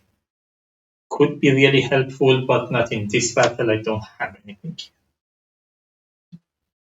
So again, if you are not engaging, you can move twice in your turn. That's what I did. I'm open to um, 2 chests. Now, we have the Fajit Marauder. It has a 3 range, so it doesn't need to move. It can attack me from there. It's rolling 2 attack dice. It does 1 damage. I think I gave it 4. Yeah, I gave it 4 health. It should have 3 health. Sorry. Now, it does 1 damage. I have buff HP here, so it comes from my buff HP. If no unit took damage this turn, this would have healed 1. It is at full health. It wouldn't have mattered, but it would have gained a stealth status die. A stealth status die means if I'm not starting my turn next to it, I can't attack. Alright, we go to round 2.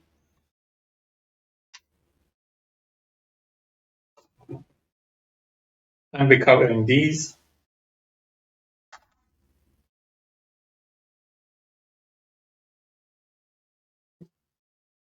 I'm moving 1, 2, 3.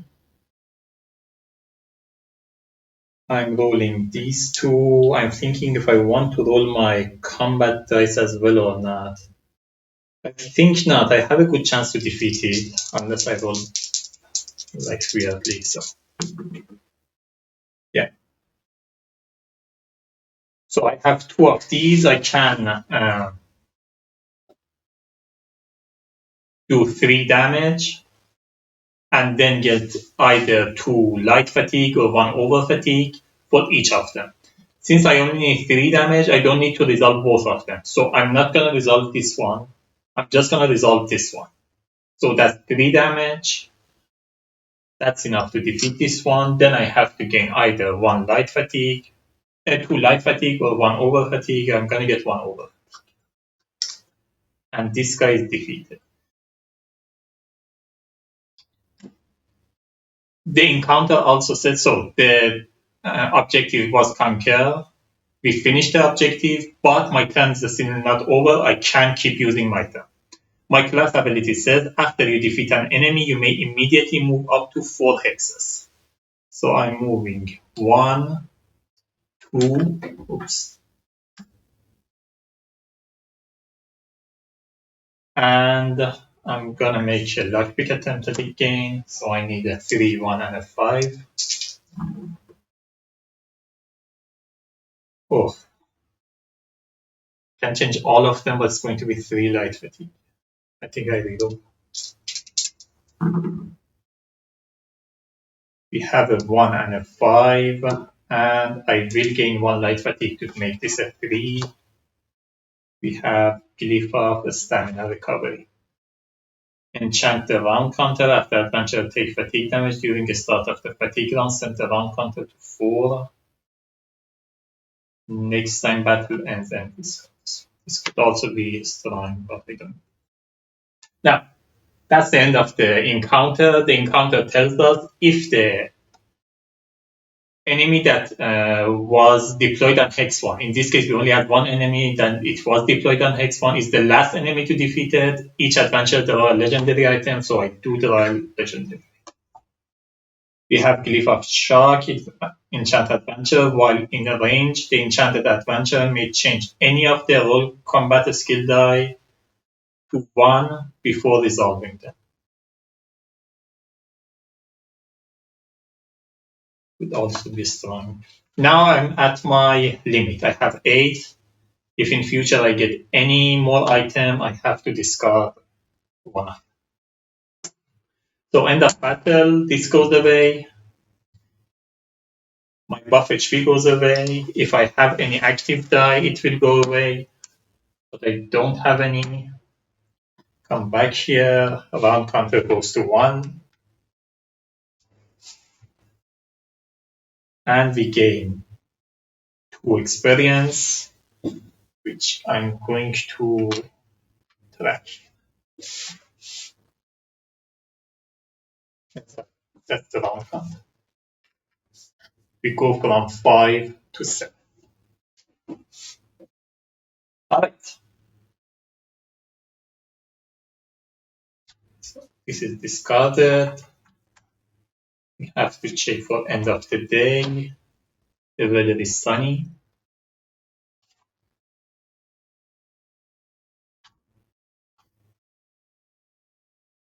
And I had to do this before I checked the weather, but I wanted to get the top of the weather.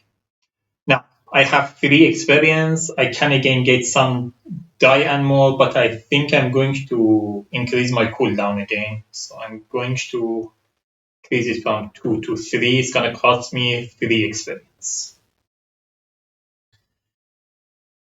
Then the adventure list, I heal 1, I'm at full health, and I remove 1 die from anywhere. I'm going to remove this over.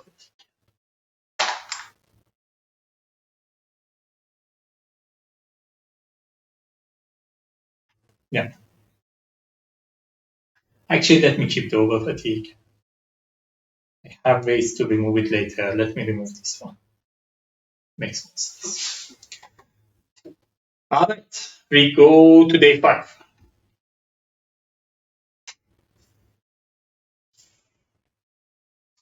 One note here, when you finish an encounter on a stable landmark, you get 2 tenacity during reward phase, no matter what the outcome was. So here I should have gained 2 tenacity. In the end, it didn't matter because next day I go to the city, and with the quest that I fulfill, I get 5 tenacity anyway. But just to be clear, here I should have gained 2 tenacity as a reward for having an encounter on an unstable landmark. I have enough legendary item to discard here and get this, and I have enough item to resolve the bot harder one. So I think I go to Stone Waste. It says recommended by day 6. I will be at day 5. I just give me some more time to get to the Stonehold data. So I'm moving 1, 2 to Stone Waste. It's a town encounter, so we open its entry. A stone waste. Though others might see a stone waste as a lowly river village, its residents are proud of their home. They are guarded by legendary warrior known as the Four Winds, who recently reunited to fight off a new threat to the town data. The effect of the city is train with the Four Winds. After populating trainer, the party may replace any non-combat skill, non-warrior type skill line from the trainer with a randomly drawn trainer warrior skill line. If party chooses to do this, the town square is closed for this encounter. So after you draw a trainer, you can replace these. So we will have 2 common items, 1 legendary item, 4 trainer. There is no inn or quest or guild chaos or alchemy station. We do have town square though, higher sharp by mercenary. Level 10, Argonian Stalker becomes a companion controlled by the party. At the end of next battle, return it to its enemy. So as an action, we can gain one of the Argonian Stalker to become our companion. We have 2 common items, 1 legendary item.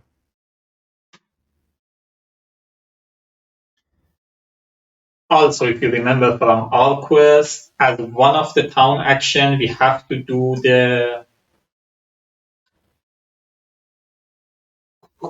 we have to discard 1 legendary item to get that. So that is going to be one of our town action. Again, we have 2 town action as usual, but if we want to do that part of quest, one of our town action has to be that action. So these are 4 trainers.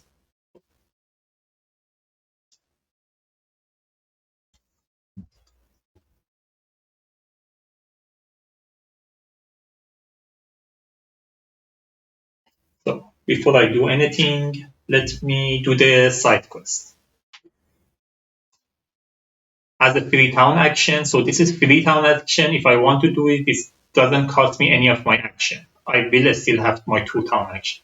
Adventure might discard a collective total of 4 items, consumable count as 2 items.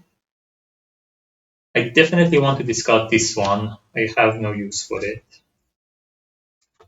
Now, from the rest of them, I think I also discard the Glyph of Shark because I don't see myself being in the bow form that often.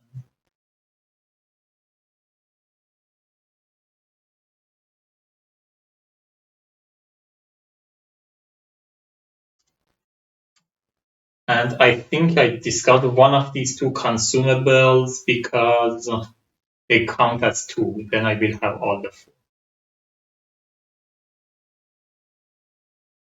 I think I'm going to discard this one.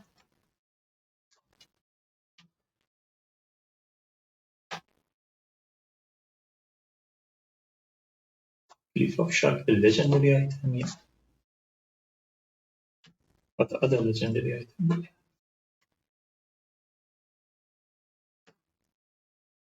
Oh, this is also legendary.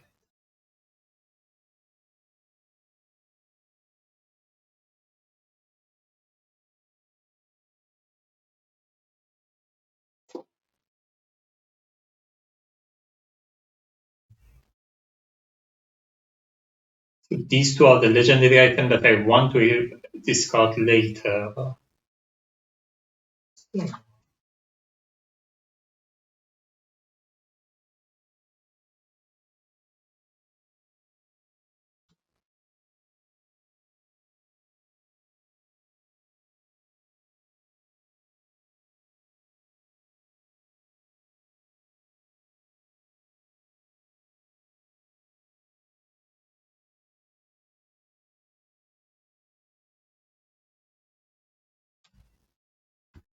I think I just discard the Glyph of Stamina. I may regret it later, but we'll see. So that's the. No, I'm holding to it. I keep coming back up. No, I'm still doing this. So that's it. Since I fulfilled one of these, I put 1 chip on it. And since I'm alone, it's only 1 adventure. I only need 1 chip anyway for it to be fulfilled. So the side quest is fulfilled. At the end of the day, I get my reward. I'm just going to put it aside for now and get to it later at the end of the day. So I will have 1 action and another action that I want to use on this quest. So let me do the quest last. Do my 1 action. I do want to train the heavy armor, and this is a good time to do it. So I'm going to do this effect that I can discard all of these. and train only warrior skill lines.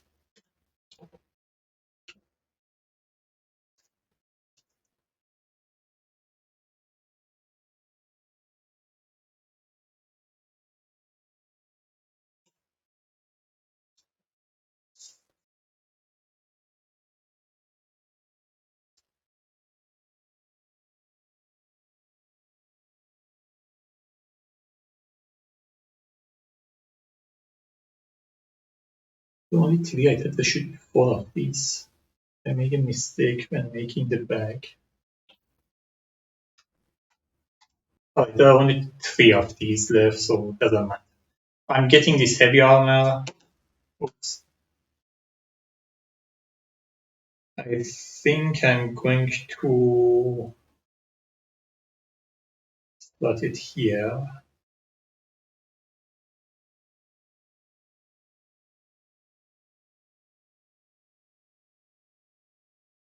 Yeah, I think that makes sense.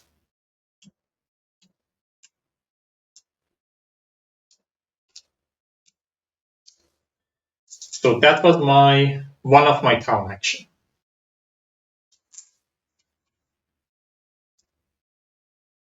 Again, the skill that you gain during the game doesn't come automatically with dice. You have to train it.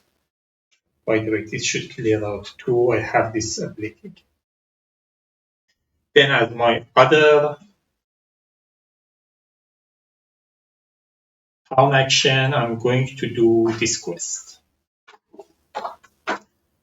So what was the game?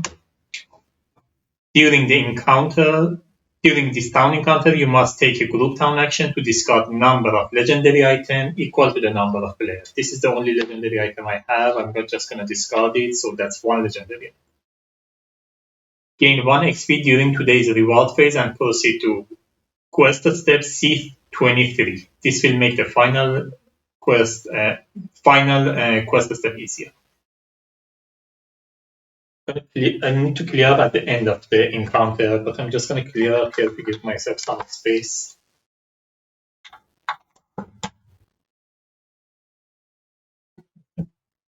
So we go to C23.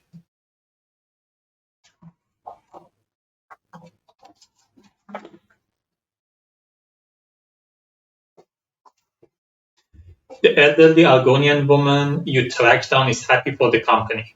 Not many people are in the market for tales of the past these days, nor do they care for the future, which past can foretell and interpret.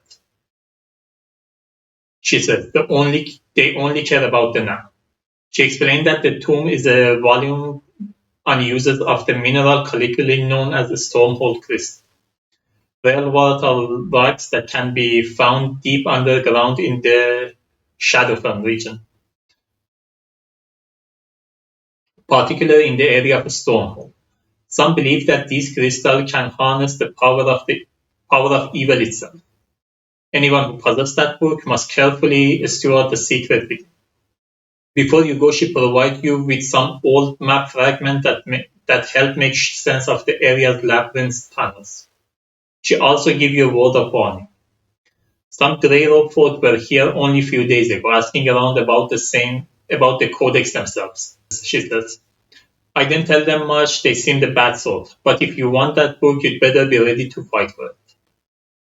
Quest objective, travel to Stormhold and proceed to quest step D24 for that day's encounter, recommended by day 12, initiate a delve and the end of the quest.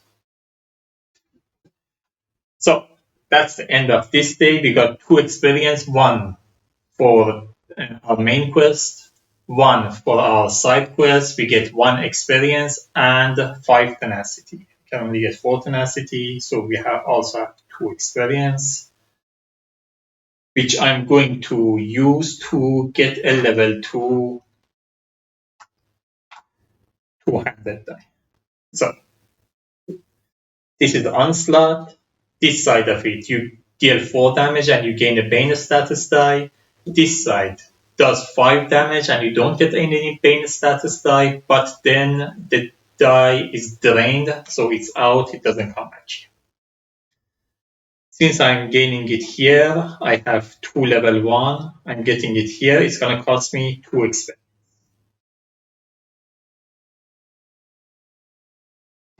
For the dice, you can see they have levels. You can always get the die that is the same level or one higher than the one that you, which means, for example, I have level 1. I can't go directly to level 3. I have to get a level 2 first.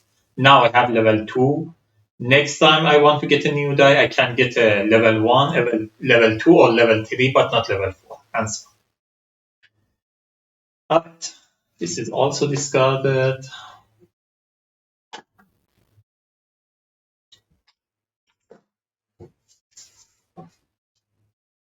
We do the adventure list. I recover 1 die. We check the overland mechanic. This is no sign. So if there is no sign, the weather doesn't change. And if there was an NPC in the game, it doesn't. We go to day 6. Oh, I got 2 experience. I should have tracked it here. I have 9 experience. We go to level 6. Day 6. I do want to do some another conflict, get some experience. The problem is with 9 experience, I'll be drawing 1 level 5 and 4 level 1. I would much rather draw just 1 level 10. It's going to be a harder enemy, but would be much easier to deal with 1 enemy rather than 5 enemies. So I'm thinking of doing like a peaceful encounter. Have 5 tenacity. If like a social check is required, I can pull it off. So it's going to be reasonable to do a peaceful encounter. I get 1 experience. I will be exactly at 10, which is going to make the conflict easier. And since it's sunny, I'm thinking of moving even more.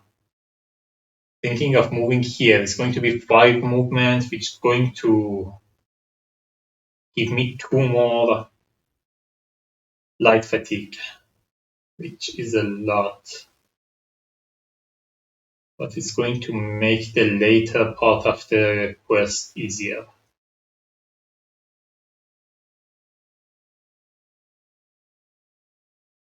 I can just move here with 2 movement.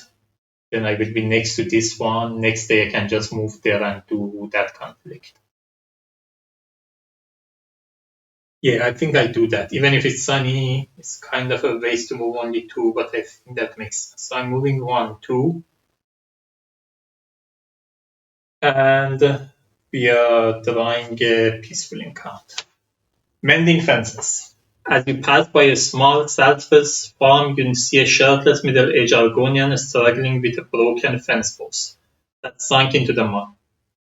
Spotting you, he attempts to wave you over, cursing as the effort allows the post to slip back into the mud. The Dark Elf thinks all is forgiven, now that the pact has been signed. The farmer states. But they still control the southwest markets. And they didn't respect the land they bought if it wasn't home to a mayor.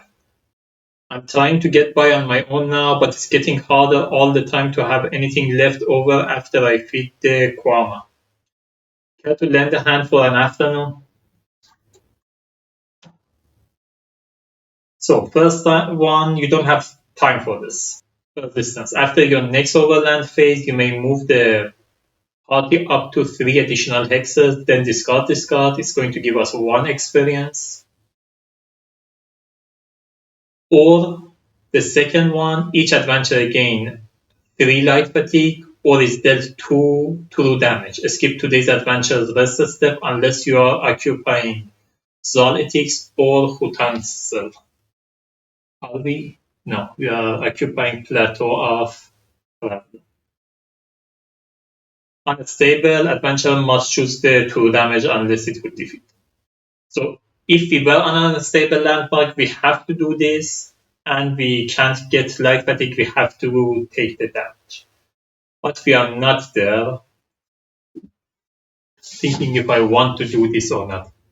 It's going to be sunny, and if I can move 3 more additional hexes, it's going to let me move like 6, which is a lot, but I was planning to move 1 anyway. The question is, do I want to get the 3 light fatigues or not, given that I already have 5 light fatigue and 1 over fatigue? I can just get 2 true damage, then I would just remove 3 of these fatigue and just heal next time I'm in the battle. That would also work. I really like the idea of getting 2 experience instead of 1. It would make a big difference, but also moving could be helpful. Well, I typed myself into it. I think I'm taking the first option, which means I'm only getting 1 experience. Back it here, so I'm at 10. And next overland phase, so the weather is sunny. Instead of moving 3, I can move up to 6, which can get me really close to here. Then I can just spend my time, do whatever I want here to gain more experience there, instead of getting 1 extra experience. Do I want to spend the experience on something? I think I do. I will get one of the heavy armor die that I just trained. Should also get the reference sheet for the heavy armor. So the level 1 heavy armor dice that I can get are Resolve and Constitution. Both of them are active when they go in my cooldown track, and both of them reduce the damage. So when you roll them based on where they land, they can reduce the damage by 1 or by 2. The resolve is effective if the enemy is adjacent to you, and Constitution is effective when the enemy is not adjacent to you. I think I get the resolve. Based on the way I'm doing in a combat, I'm more likely to be adjacent to an enemy rather than not. So that's going to cost me 1 experience, and that's it. We go to the rest step. I'm going to remove 1 die and can heal 1, and I'm at full health, and we go to day 7.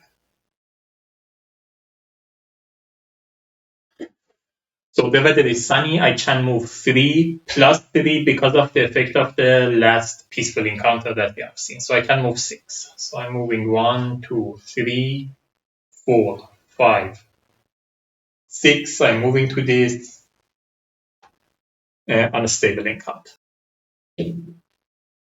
It's a conflict again.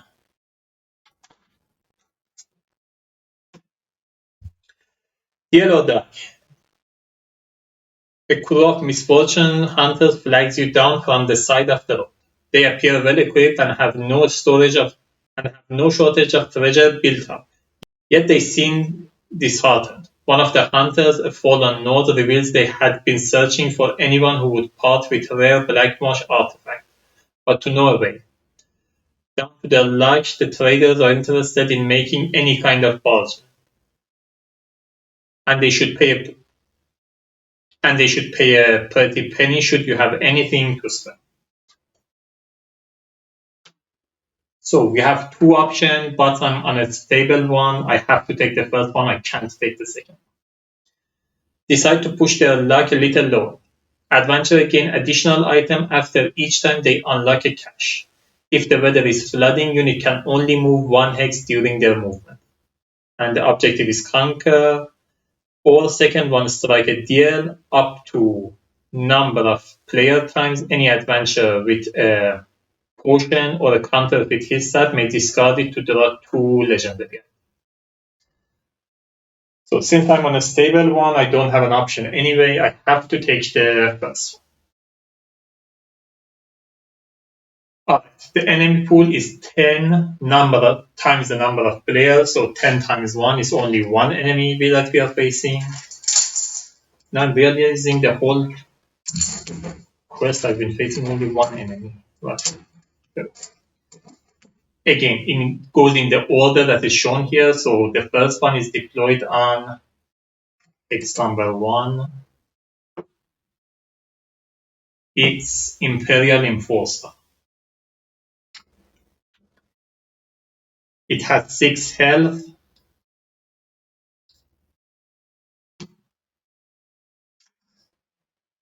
It has 3 range, rolling 2 attack die, 2 defense die. It has Divert and Rally.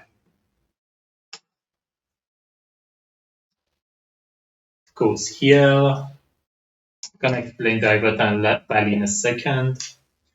You have a legendary item here. Sorry, here. Common one here. Common one here. So, Divert, this unit cannot lose its last HP unless it is already at 1 HP prior to taking damage, and Rally, after this unit is defeated, if it's not the last enemy in play, deploy an enemy of the next lowest level to the hex where it was defeated. Then return this unit to its enemy. So Divert, if you attack it and reduce it immediately to 0, it doesn't lose the health, it loses down to 1 HP. If it has only 1 HP prior to your attacking, then it can lose all of its health. And Rally, if you defeat it, and it's not the only enemy in play, let's say there was another enemy in play, and I defeat this before I defeat the other enemy, then I have to deploy an enemy 1 level lower. So it's level 10, I have to deploy level 5 enemy where this unit was defeated. Alright, I can start. I'm going to go here, I think.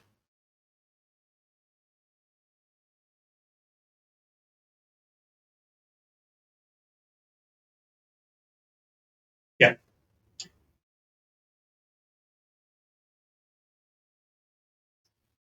I'm moving, sorry, beginning of my turn, I'm recovering these.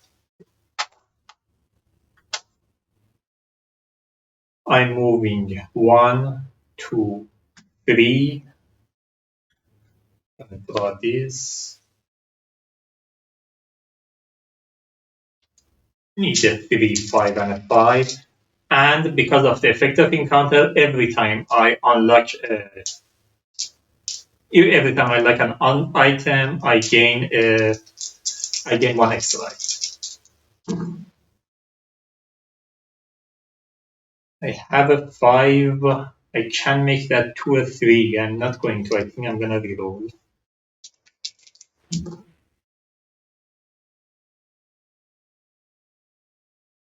2 and a 6. I think I do it. I make this 2 or 3. I make that 6 a 5. So I unlock this item and I draw additional 1 because of the effect of the encounter. This one is consumable. Discard this, lose 1 HP, roll 1d6, remove light fatigue from cooldown track equal to the rolled, and Glyph of Weakening, enchant level 5 or 10 enemy. Level 5 or level 10 enemy in play, the enchanted enemies, combat and defense stat are both reduced by 1. It is a strong one, but I don't think I use it now. Again, since I just bought it, I can equip one of these instead of the one we have. I think I still do it, but I don't think I used it. Don't see a reason for it. But now I'm engaging with the enemy. I'm rolling these 2 and I think I roll 1 combat die as well. And I'm using this weapon, it let me ignore one defense on the enemy.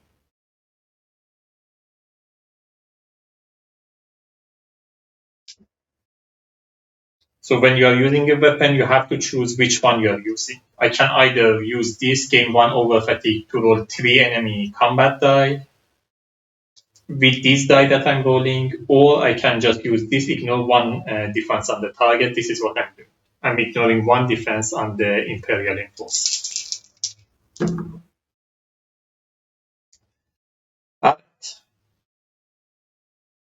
This is 4 damage, but then I have to gain a Bane. This is 3 damage, but then I have to gain either 1 over fatigue or 2 light fatigue, and this is just 1 damage. I think I get all of them, so I gain 1 over fatigue for this. I gain the Bane status die for this.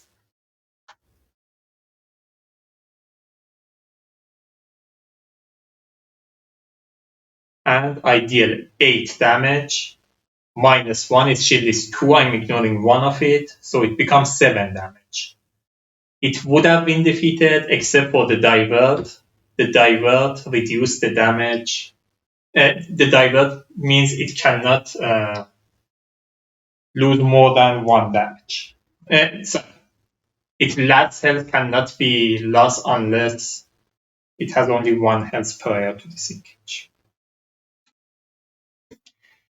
Now I have a choice to engage again if I want to, which I think I'm going to. So I'm gaining 1 light fatigue to engage again. When I engage again, I can also choose my battle form. I'm not going to, I'm staying in the battle form. I'm rolling these 2, and again, I'm choosing to use this weapon. Again, that's 4 damage. Sorry, 3 damage plus 1, yeah, 4 damage, but I have to gain 1 over fatigue or 2 light fatigue. I'm gonna gain 1 over. The enemy is defeated.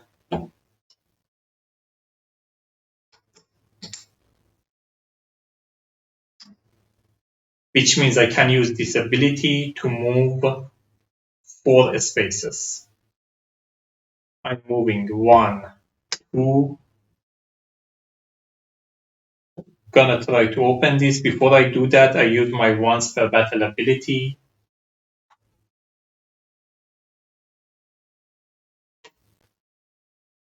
I'm removing a status die and light fatigue, so I'm removing these 3, getting 3 bonus HP since I'm at full health.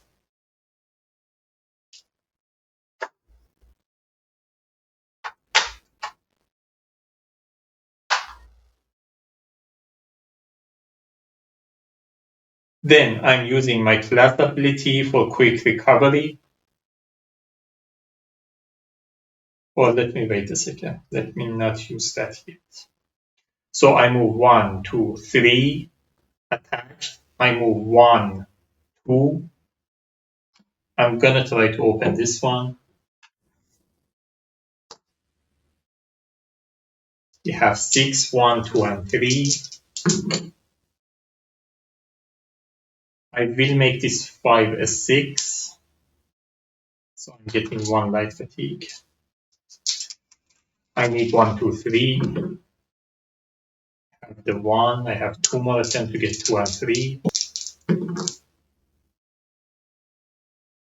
1 and 2. Can just get 2, get the 3, but I think I remove it. I reroll it. 2, I will get 1 light fatigue to open this. Again, effect of the encounter. Whenever I get 1 item, I get an additional 1. Maelstrom Dagger and Calcinium Mace. A quick correction here. Here I unlock the legendary item, which means the extra item I get because of the effect of the encounter should have also been a legendary item, not a common one. I drew from the common one by mistake. I'm gonna put both of them in my backpacks because I won't be in the battle. Now, I can move up to 4. I move 1, 2, 3, 4. So in total this turn, I move 1, 2, 3, 4, 5, 6, 7. I'm going to use this. I'm spending 1 tenacity. For losing speed, move a number of hexes up to your cooldown track. Your cooldown stat. My cooldown stat is 3. I'm moving 1, 2, 3. In total, this turn I move 10 hexes. Since I move 10 hexes, I can upgrade to my master side. Now, when I defeat an enemy, I can move up to 5 hexes instead of only 4. These are mostly the same. My quick recovery has become cheaper, which I'm going to use right now. I'm spending 3 tenacity, so I go from 4 to 1 to do a recovery.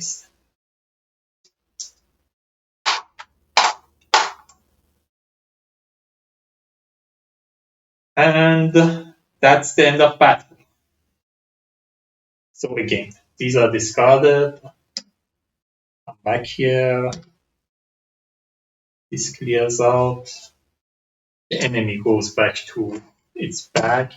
The rally didn't trigger because it was the last enemy. If it wasn't the last enemy, we also had to resolve rally and deploy a new enemy.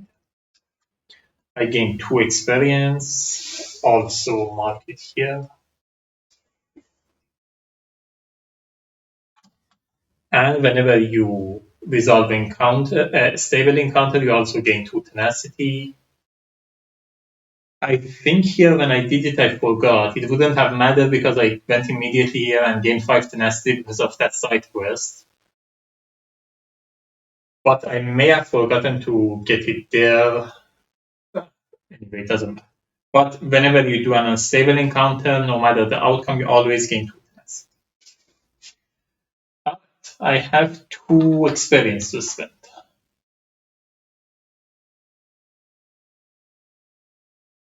Can gain more of the heavy armor one.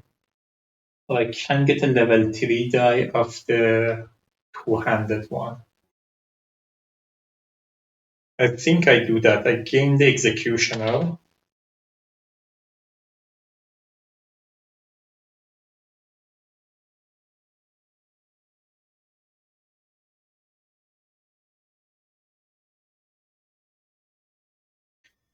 I think I do that. I gain momentum. So that's, I have a level 2 skill die here. I can get a level 3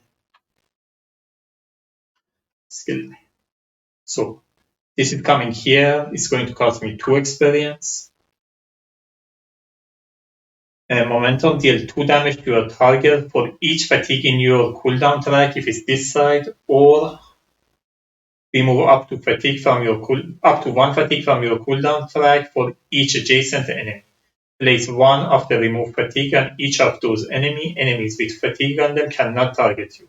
At the end of the round, these fatigue dice are removed. No, this goes here.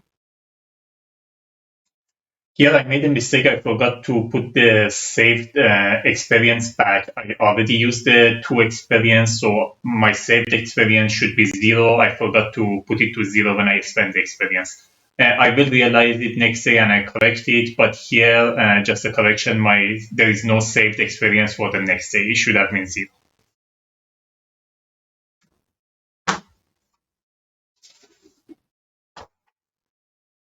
That's the end of day 7. We check here how the weather is. It stays sunny.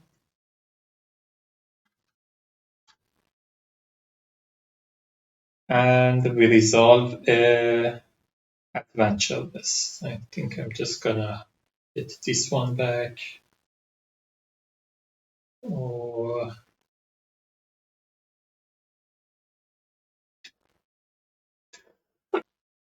let me get this one back. I think it makes more sense.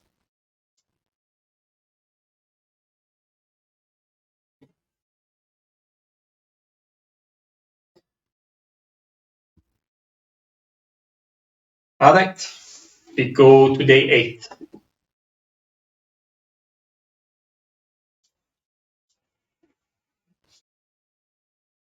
So right now I am close to a stronghold, so I'm not that worried about the movement anymore. What I'm thinking is that now that the weather is sunny, I just go here with 3 movements. do a conflict here. I think I have enough to survive it. I'm at full health, and if I need to recover more, I have 3 tenacity to recover more as well.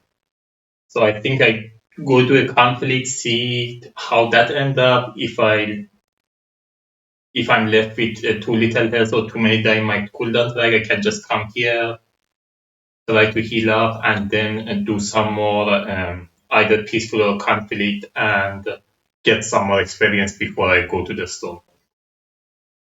So that's what I'm doing. I'm moving 1, 2, 3. We end up on a conflict encounter. So there are a conflict. Captives of House Selvine. Some rogue dark elves had ignored the Ebonheart's pact peace term and continued their cruel ways into Blackmarsh. Simply navigating the swamps and waterways has taken all of your focus, which is why one such raider party managed to grab you unaware.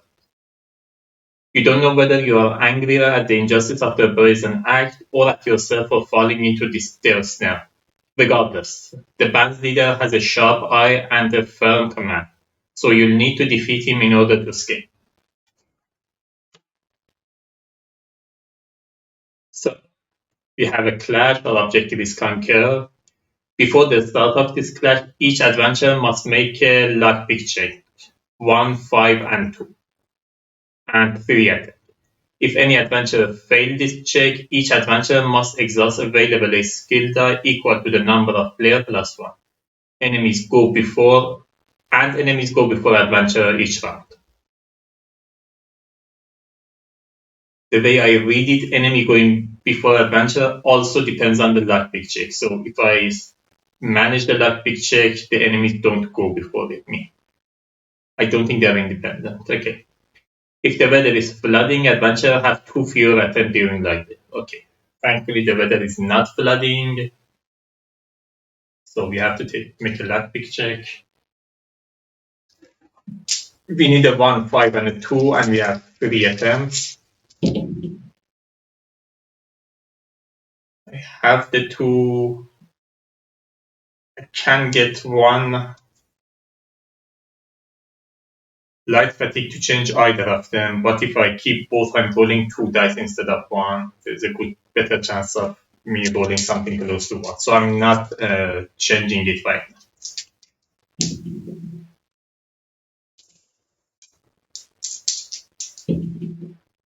Oh, I have a 1 and a 5, so I don't have to take any light fatigue, and the luck pick is successful. Now I need to set up the cache.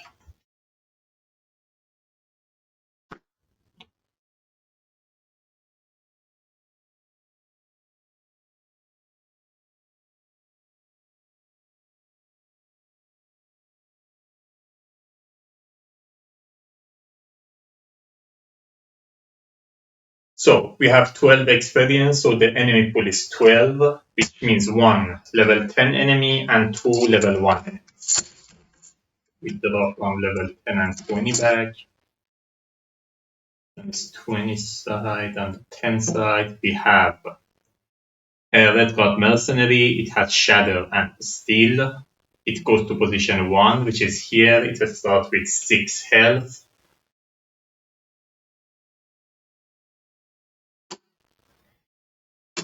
And it has 5 range. It's rolling 2 attack die, and it has 2 defense. Then we have the 2 level 1 enemies.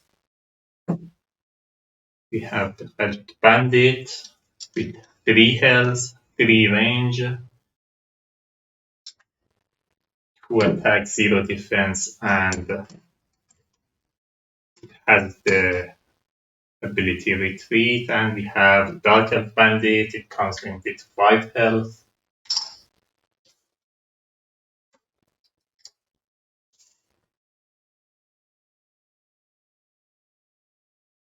Comes here on position 3.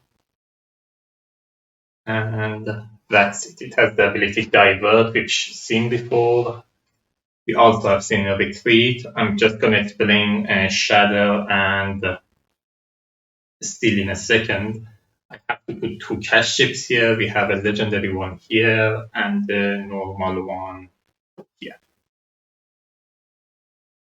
So Shadow, each turn, the first time this unit is engaged by an adventurer who is not overtaxing a weapon, that adventurer must discard the weapon from a ready slot after disengage.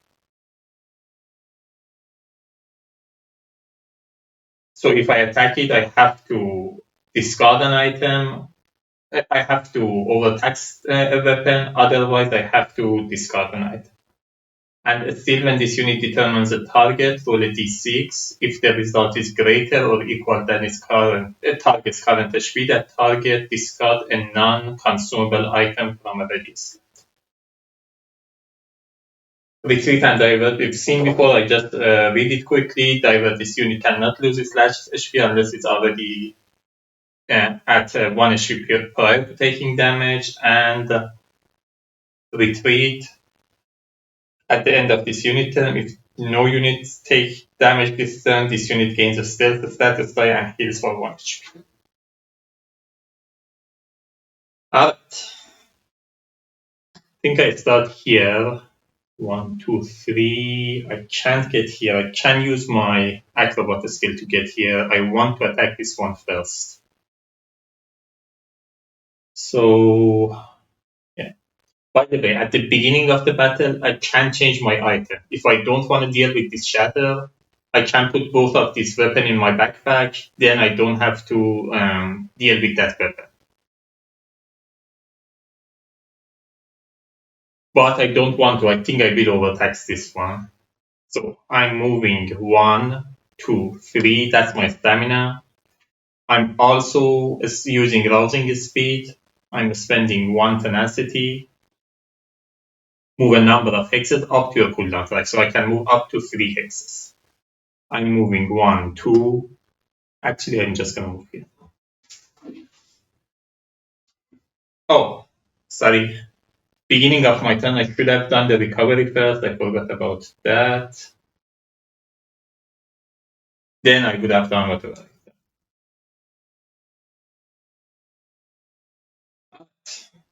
Now, I'm attacking that guy. I'm rolling these two.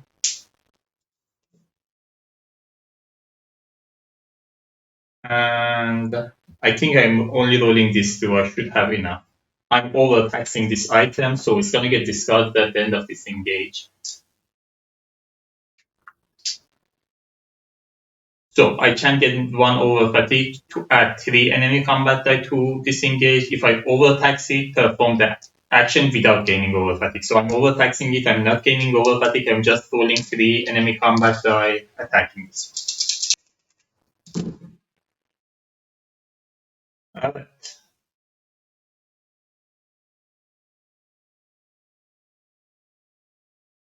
This gives me 4 damage, but then I have to gain a pain. This gives me 3 damage, but I have to gain either 3 light fatigue or 1 over fatigue. And this is just 3 damage, and this is 0, nothing. It has 6 health and 2 shields, so I'm going to need 8 damage to defeat it. Oh, that's so. If I had one higher on either of these, then I could just use this one and not use this one. But now I have to use both of them. Because if I use these together, it's going to be 7 damage, not enough. If I use these together, it's going to be 6 damage, it's not enough. So I have to do both of them. I'm going to. So, first of all, that is 4, 3 plus these 3, that's 10 damage. That's enough to defeat this one. I already overtaxed a weapon, so the shadow doesn't matter. Then, these are enemy combat die. Here I have to take either 1 light fatigue or 2 light fatigue or 1 over fatigue, and I also have to gain a pain status die at the end of this engage.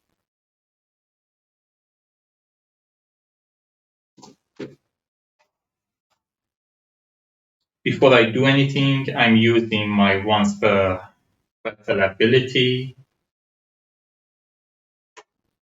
Actually, I'm not using it now because I'm planning to roll this one. When I defeat an enemy, I can move up to 5 spaces. 5.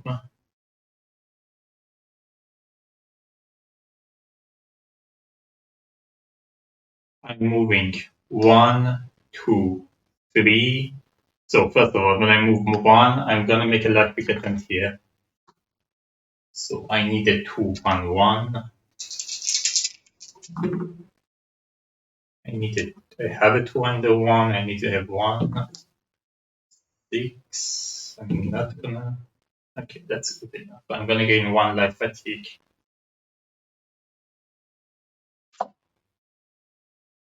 Relief of Class is chanted tiny play on enemy that start their turn, and this spell can only move 1 hex. It's not that good. It's not bad either. Then I do the rest of my movement. I come here. Now I'm gonna engage again. I'm gonna gain 1 life fatigue to engage again. I'm rolling these 2 dice, and I'm attaching. I think I'm gonna attack the bandit because I don't know if I have enough to. Yeah, if I want to defeat the dark elf, I have to attack it twice because of the divert, and I don't think I have enough space here to be able to attack twice. So yeah, I'm just gonna attack the bandit. I was hoping for the other one that lets me just take these out, put it on the enemy so that they don't attack me, but this at least get rid of the Hajit bandit. Deal 2 damage to your target for each fatigue die in your cooldown. So like I have 1, 2, 3, 4, 5, 6. That's like 12 damage. That's more than enough. I could have used this on him, but back then I didn't have that many fatigue, and this there is a chance of only 50% rolling it, so there was a chance that I wouldn't roll this one. Before I end my turn, I'm using my once per battle ability. I'm removing 3 fatigue and status die.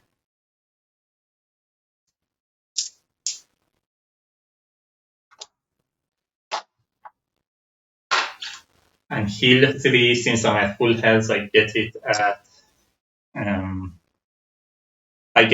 HP. We go to enemies. So the Dark Elf is next to me. Even if it was 1 away, it has 2 range, it would have attacked me from there, so it's rolling 2 attack die, 2 damage, it comes from my bonus HP. We go to round 2. Beginning of my turn, I'm recovering these dice.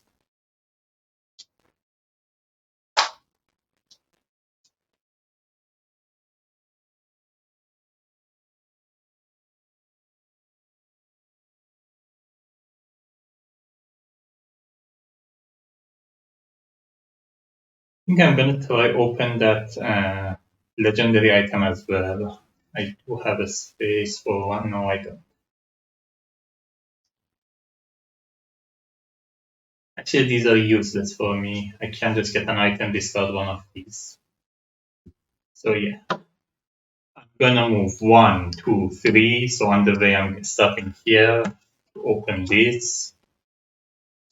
So 2, 4, 5, 3.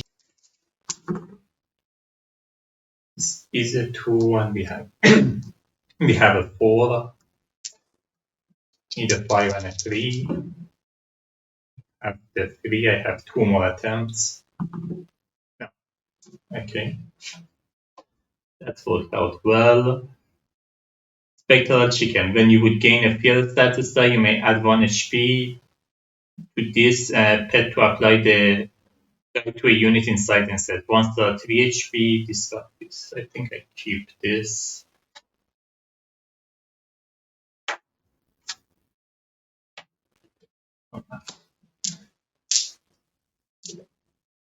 Then I'm moving here.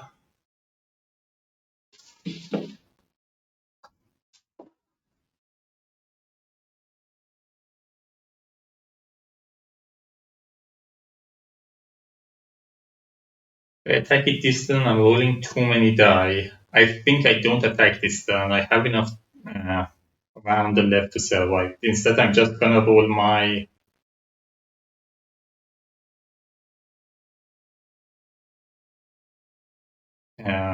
heavy armor die. Another correction here. Here I'm in heavy weapon battle form. I should be in defense battle form to be able to roll the heavy armor die. I should have either changed my battle form at the beginning of my turn, or should have engaged again and changed my battle form. One way or another, I should have been in defense battle form. I wasn't allowed to roll a heavy armor die while I'm in heavy weapon. I should have been in defense battle form. Okay. It's one shield. I keep it in on the face that I up. We go to Dark Elf stance again. It's rolling 2 attack die. So 2 damage. One is reduced from here. The other one comes from my bonus HP. And we go to round 50. I'm recovering these.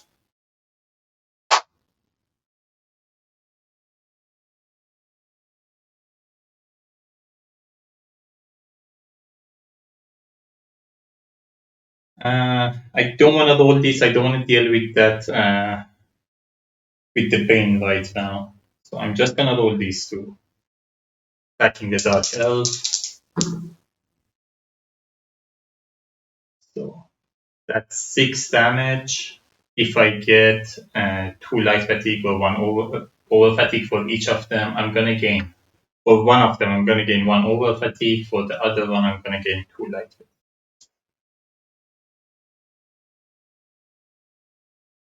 So it is 6 damage, but the Dark Elf has Divert. It cannot completely get defeated unless it has 1 HP prior to the engage. Oh, by the way, I think I went over my limit. I just realized I would have discarded one of these weapons.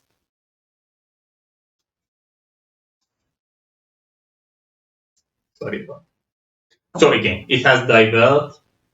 It can only lose the last health if if it has only 1 health prior to the engage. Prior to that engage, it had more, so the last health remains. I'm gonna gain 1. Actually, I don't need to. I was thinking of gaining 1 light fatigue to engage again, but I think I just wait. Although I don't have any bonus HP left anymore. Yeah, I'm gonna gain 1 light fatigue to engage again. I'm rolling this.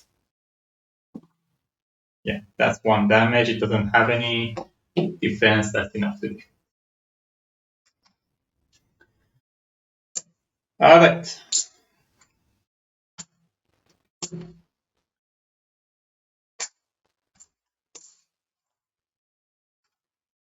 I get 2 experience. Write it here. I put that to 1.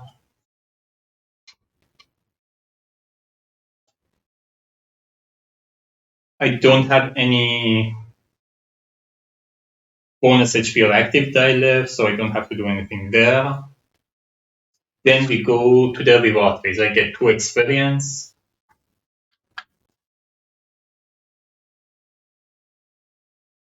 So I gain 2 experience and shouldn't have 2 from before. I think I made a mistake. I think last time I used this 2 experience, forgot to put this back. It should be at 0, I think. Let me count my experience for a second. So I started with these 2, so 2 plus these 2 and 2, so 6, 7. This cost me 2, this cost me 3, so 5, 12. I Had 12 prior to this. Yeah, I shouldn't have that 2. I think I spent the experience, I forgot to put it back. Alright. With 2 experience, I can get more of the heavy armor die. Or I can just wait and increase my cooldown or get the next two-handed die. I do like the cleave as well. Or I can just use one of the experience. Then I keep a one for later. If I get 2 more, I can use that way. Yeah. Let me use 1 experience to get another heavy armor die. So I have a level 1, I can get a level 1 or level 2. I think I just get another level 1. That's gonna cost me 1 experience. The other one I keep.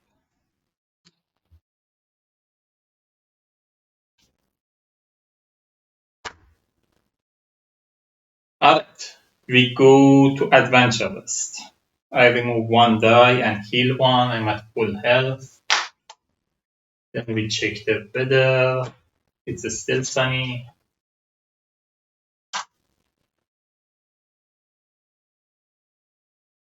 So I am at full health, but it is clear up as well. My cooldown is kind of full. I'm not sure if I want to do another conflict right now, or should I just go heal a little? Oh, we should go to day 9.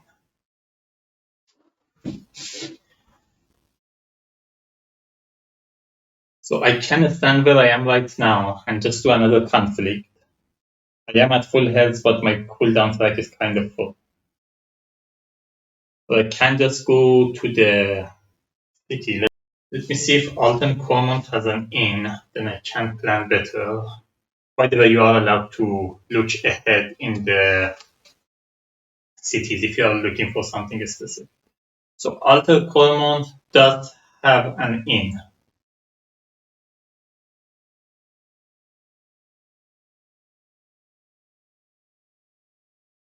So it's not a crazy idea to go here either. You can just go here, clear up my cooldown track, but I'm kind of at full health. I don't know if I want to go there right now. And just stay here and do it.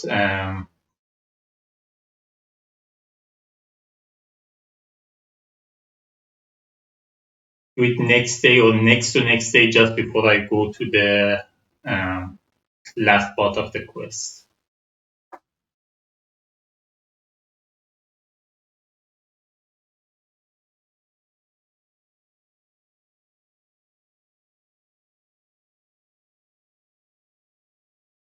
Yeah, I think I risk it. I stay here. There are another conflict.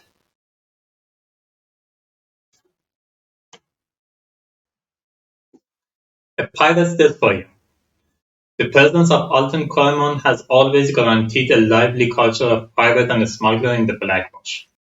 But most of the tall talk of legendary buried treasure in the region have been nothing but idle talk of late light saloon. This map, however, seems a little more real. You found it clutched in the hand of a decaying old skeleton, and the quick perusal of the area reveals that the landmarks line up perfectly to show you the mouth of a heretofore hidden cave opening. There's likely plenty of booty inside, but if anyone else finds out about this, you're liable to have passed off a plunders on your hands. So we have 2 options. This is the delve, and this is just going to be a peaceful one. So first one, it's a delve when a common catch would be placed. Place a legendary catch instead. If the weather is flooding, set the round counter to 2. If it's unstable, set the weather to flood. All next up one, someone hardier than you would pay good money for a map like this. Select an adventure to keep discard as the following item: treasure map. During a town encounter, you may discard this item to let each adventure draw 1 common item or let 1 adventure draw a legendary.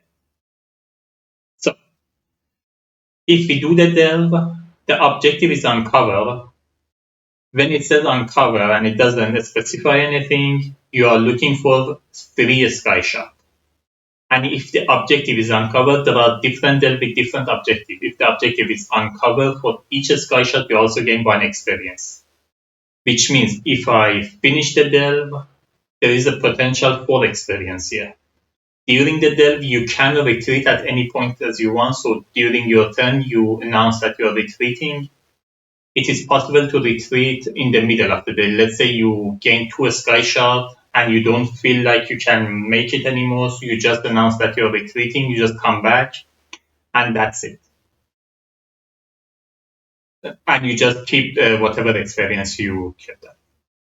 I think I will do that. I will do the yeah.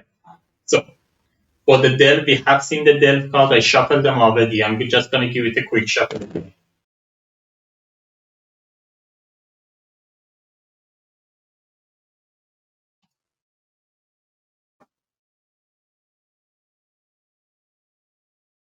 Don't know if everything will fit in my side camera. I'm going to turn it on anyway, but possible that as the delve grows,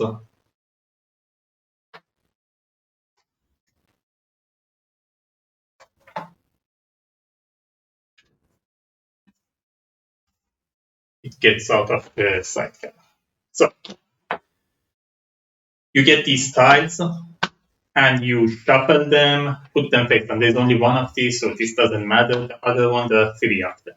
So you shuffle them and put them face down. Whenever a card asks you to draw from it, you draw from these.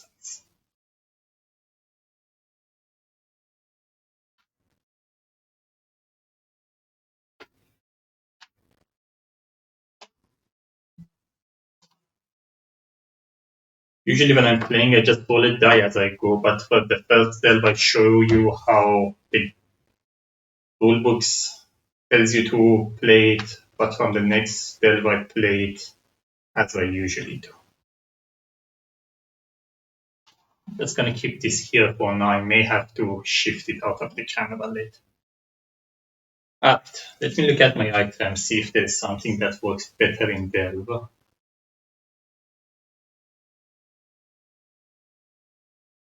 I think I want to keep this.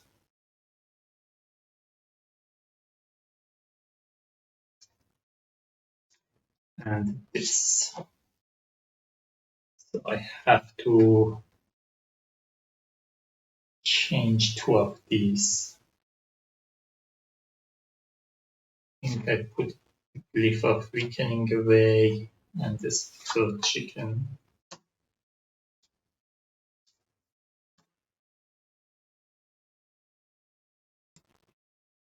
I made another mistake here. Once you equip the pet, you can't put it in your backpack. If you want to put it away, you have to discard it. So once you can keep the pet when you get it as long as you want in your backpack. But once you equip it, you can't put it back in your backpack. So here I wasn't allowed to put it back, and I wasn't thinking since I wasn't using the pet, I didn't think about it that much, but that was a mistake. I think the only way I can correct it is that next session when I don't start with this pet when usually you can carry your item from session to other session. But for the next session when I'm starting, I'm just not gonna start with this pet because when I put it on the back in the backpack, it should have been discarded instead.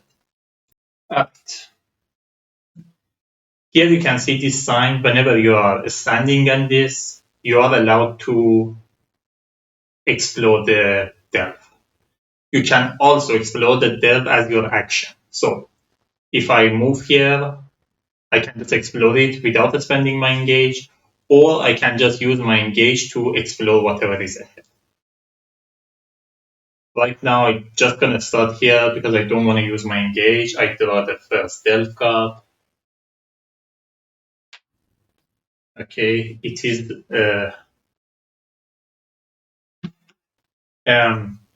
sky card already. It is the 3 hex style, so I draw the top one. So the first one has to be touching both of them. You always, one of the tiles that has this sign should be touching this, and the other one should be free. In this case, it's a special because there is no icon here. All of them have this icon, so you can put them whichever way you want. I just put it this way. Then we look at this and this. If there are slides that shows enemy face, we deploy enemy there. But in this case, we are deploying one enemy, but there is no tile here that shows us to deploy enemies, so we deploy no enemies. You always go by what's on the tile and what's on the card.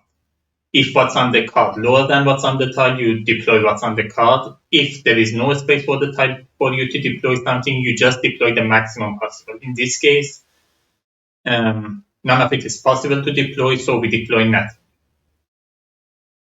When revealed, if no enemy is deployed to this tile, each adventurer gains 2 tenacity. I think that worked out well. We gain 2 tenacity. Oh, by the way, at the beginning of my turn, I should have recovered this.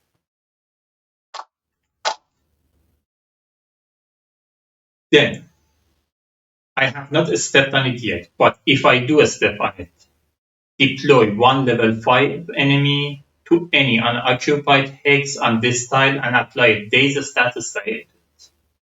So the moment I step on it, I have to deploy an enemy because it's the sky shot effect of having one sky shot. I will step on it. Now I have to deploy one level 5 enemy.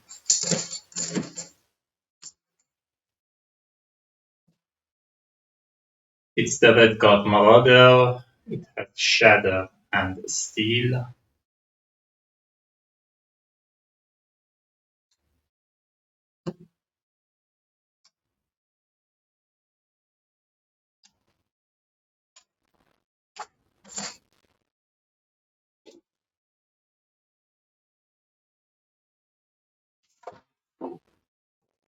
Here I forgot to put the data status on the Red Guard Marauder. It didn't matter in the end, but the Red Guard Marauder should have a data status on it because of the effect of the Delve God.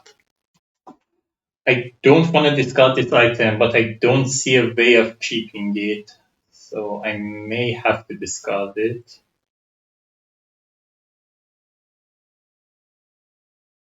And if I'm discarding it, I might as well overtax it.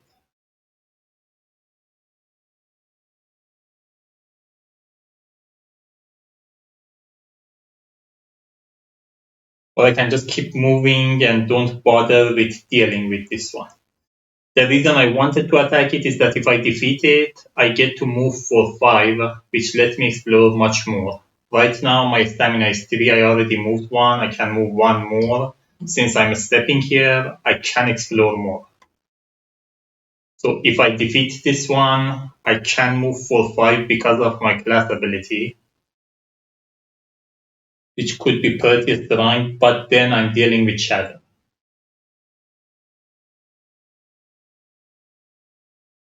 Yeah, I think I have to do it. So, I'm attacking the Red Guard Marauder. I'm overtaxing this, so I'm ignoring 1 defense and I'm rolling 3 enemy attack die. 3 enemy combat. It says for overtax, add 3 enemy combat dice to disengage. So I'm rolling these 3. I think I roll this as well.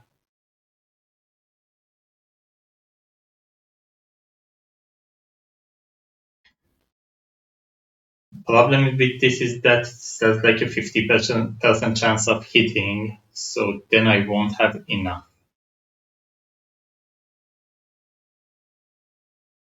Yes, I roll this as well.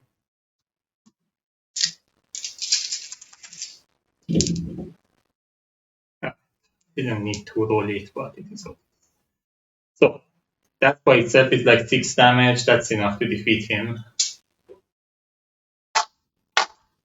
So I'm not gonna count the rest, whatever it was. Oh, they don't get discarded, sorry about that. They stay red. These were any combat die, they just go away. These go to my cooldown track, and this is overtext. So this is defeated. Because of my class ability, I can move 5 after I defeat an enemy. I'm in a position like this, which means I can explore again. I draw the next card. It's a 3-hex tile again. Treasure cache. When revealed after deploying the enemies, place a common cache in each occupied hex on this tile. And it's a trap. Forgotten tripwire. 3, 4, 5, and 3 attempts. If unsuccessful, discard all item in your radius slot and all cache on this side. So again, we draw the top one. Again, I have to put it in a way that one of these is touching here and one of these is free. I guess I put it here. Then we have one level 5 enemy that has to go either here or here. You are always deployed on the one furthest from you. So it will go here.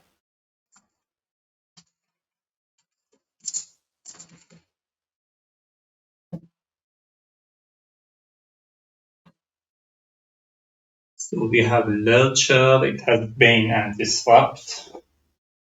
Bane just gives you a Bane status die. Disrupt, when this unit determines the target must exhaust 1 die from active slot. So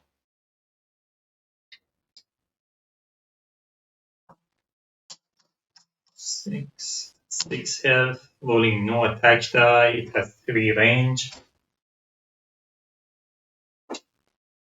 So after deploying that, we deploy a common cache, but the effect of the delve is that we always deploy a legendary caches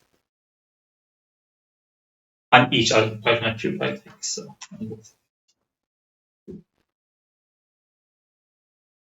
I'm moving here. I'm not attempting to open the cache.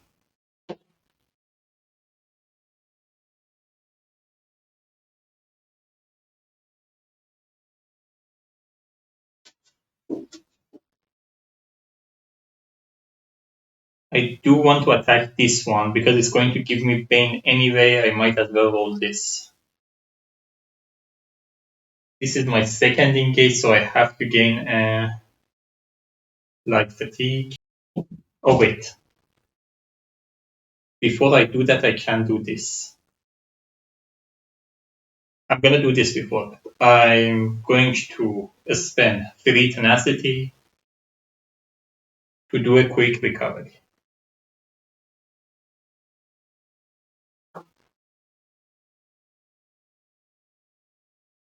Now I'm engaging. I already got the thing. Now I'm engaging. I'm attacking this one.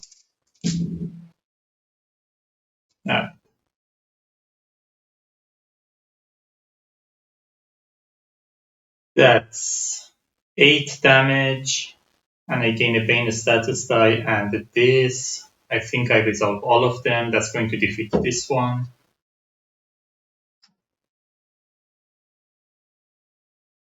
I'm going to gain a Bane status die.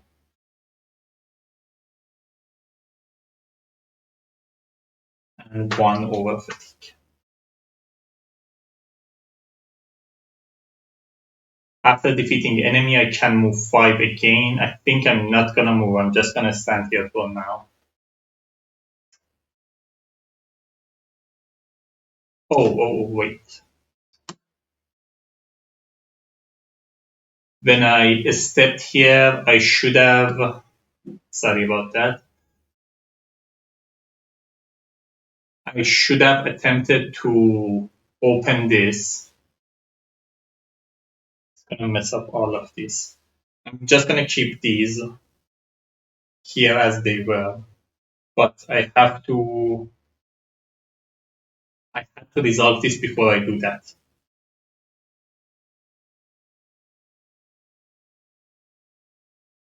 So before I step here, I will try to remove the fatigue from my thing. So I would have used this chicken. It says discard this item, then lose 1 HP.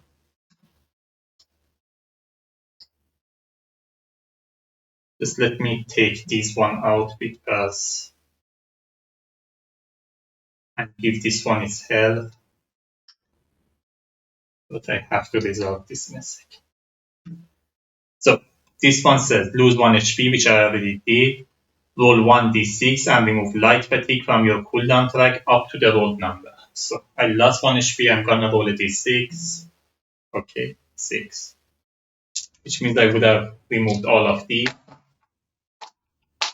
Then I would have stepped here. I should resolve this now. It's 3, 4, 5, and 3 attempts. I have a 3 and a 4. 3. I think I rerolled it. Okay. And I guess I didn't have to do all of that, but I didn't know what I would do. Then after that, I would have done what I've done. I defeated this one.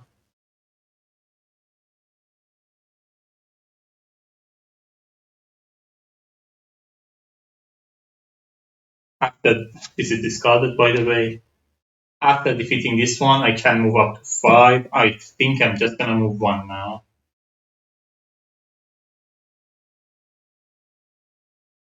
And I would have kept one of the light fatigue. I don't know where I moved it from. I would have kept one of the light fatigue. It says up to that number. I didn't have to remove all of it. I'm going to use my once per battle ability. Remove 3 status die and fatigue die. And heal up to 3. I can only heal 1. The rest I get it as bonus HP. So maybe I do move. But I think I'm fine for now. I'm just gonna... Yeah, I think I don't move this turn anymore. I'm here. I don't have to explore. I'm not going to explore. I'm just a stake. We go to round 2. Beginning of my turn, I'm getting these back.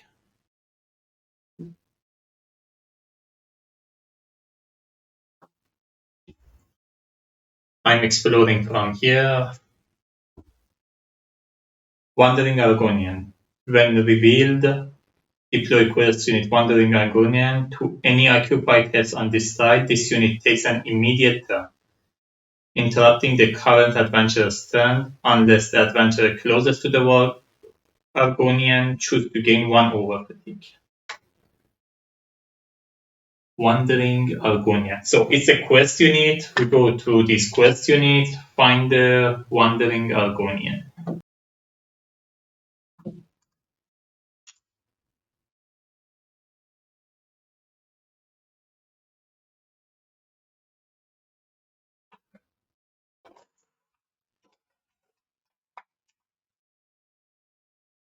So this is the only one left. We have to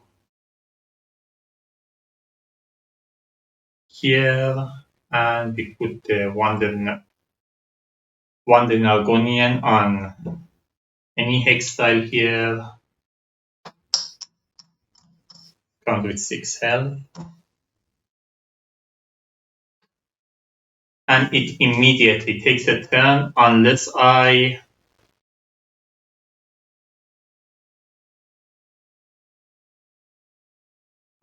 gain an over fatigue, which I think I will. Because if I let it move, it's gonna move here, it's gonna block me, and I can't do anything about it if it blocks.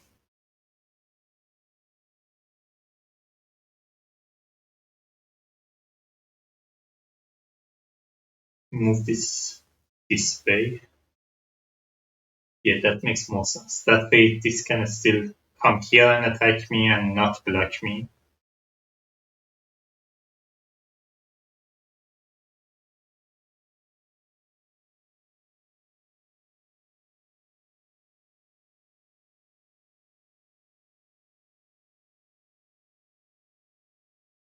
I think I still get the over fatigue, I don't care. Yeah. I'm gonna gain the over fatigue so that the Argonian doesn't go before me. Then I'm going moving 1, 2, attacking the Argonian. I'm rolling these 3. Oh, by the way, it has, let me explain it has disrupt that we've seen before. It's gonna make me exhaust die, and it has instigate. After this unit is defeated, each adventurer immediately draw a random level 1 enemy and deploy it to the closest unoccupied hex. Oh, alright. So, okay. I only have 1 fatigue in my cooldown track, so that's only 2 damage. 4 damage, that's perfect. That's 7 damage. For this, I have to gain 2 light fatigue or 1 over fatigue. I'm gonna gain 2 light fatigue. That's enough to defeat the enemy. Now, instigate triggers. Have to deploy level 1 enemy here. Next to me, have the wolf. Comes with 4 health. And it has a recourse 2. Rolling 2 attacks die 1. After defeating enemy, I can move up to 5. I'm in the position that I can explore, so I'm exploring.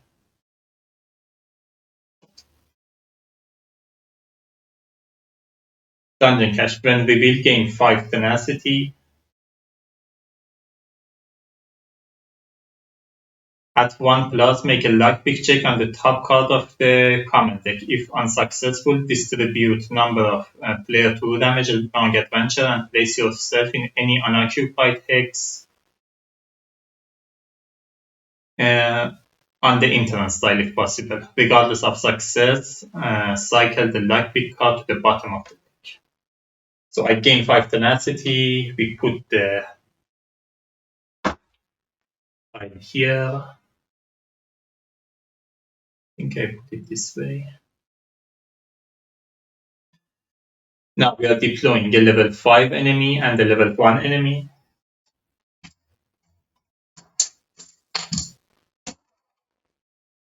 Level 5 enemy is Risk Mother. It has Ethereal and Recover.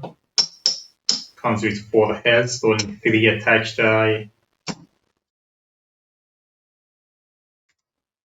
And it has no defense. I'm gonna with Ethereal in a second. And we have Hackwing coming with 3 health, and it's elusive. We also have a Cash Chip, which is a common one, but because of the effect of the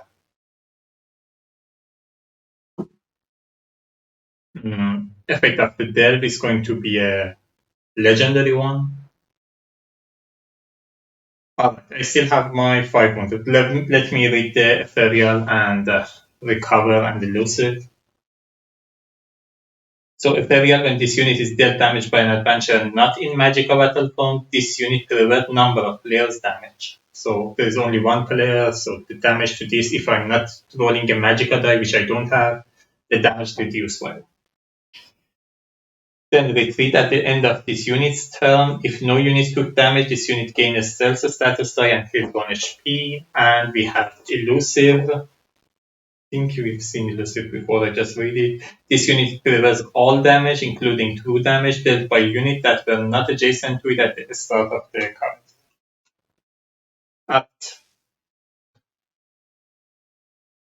So I'm moving 1. I have to resolve the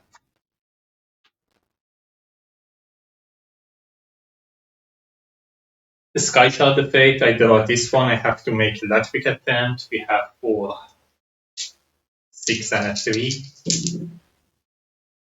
At the 6, 3, I need a 4, 5, good enough, I guess. I'm getting 1. I don't gain the item. This was just the effect of the tile. The item goes away. And I do the rest of my movement. And now I have 2 stashes. I'm moving 1. I don't think I want to attempt to open this one. So I don't have enough item. I still think my thing is kind of full. So I'm just gonna keep moving. I'm moving 1 more. I'm at the position where I can explore. I'm exploring.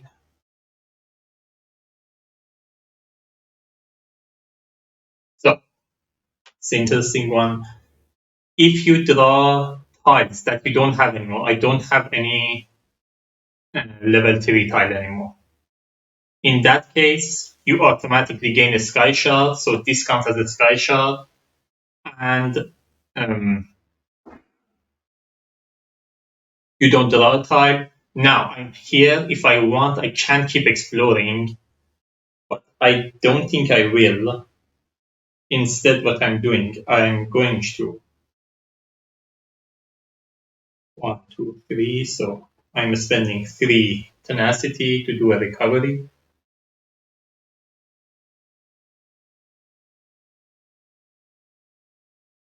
And I'm engaging again, so I'm gaining 1 light fatigue.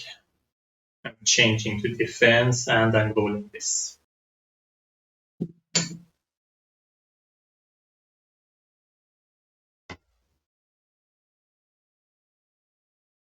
Can get away from this one too, but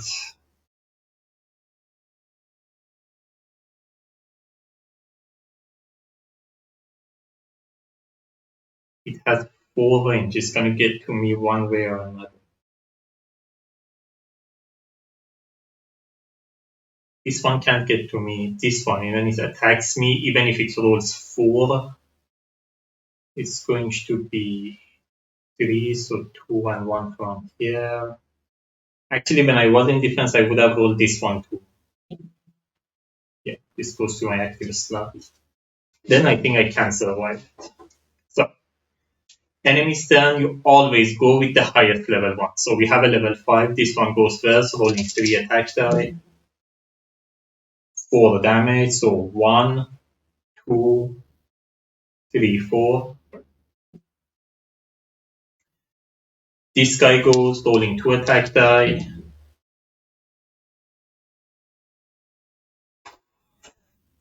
1, 2, 3, 4. The bolt goes 1, 2, and that's the end of that.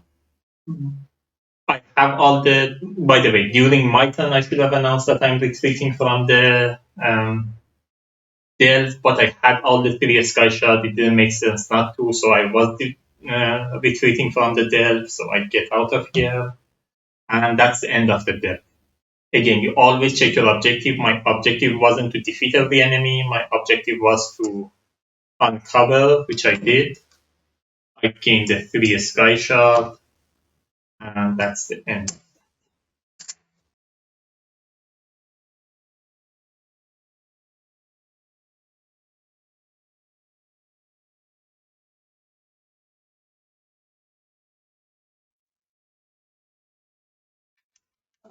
We put this to 1. So I gain 1 experience plus the 3 sky shard, so I'm gaining 4 experience. I go from 14 to 18.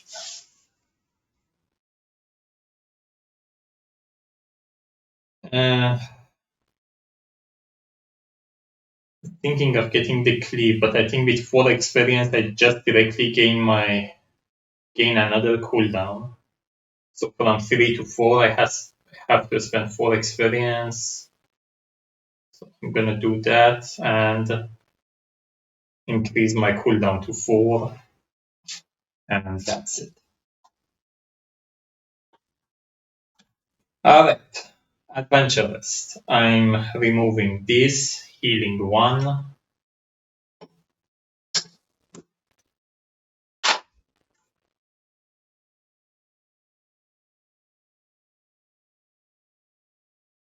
Let me clear this up.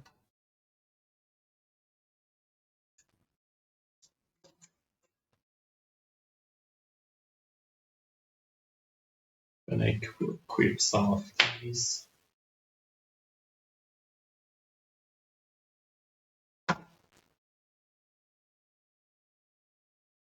Check the weather. It's flooding. And we go to date. Alright.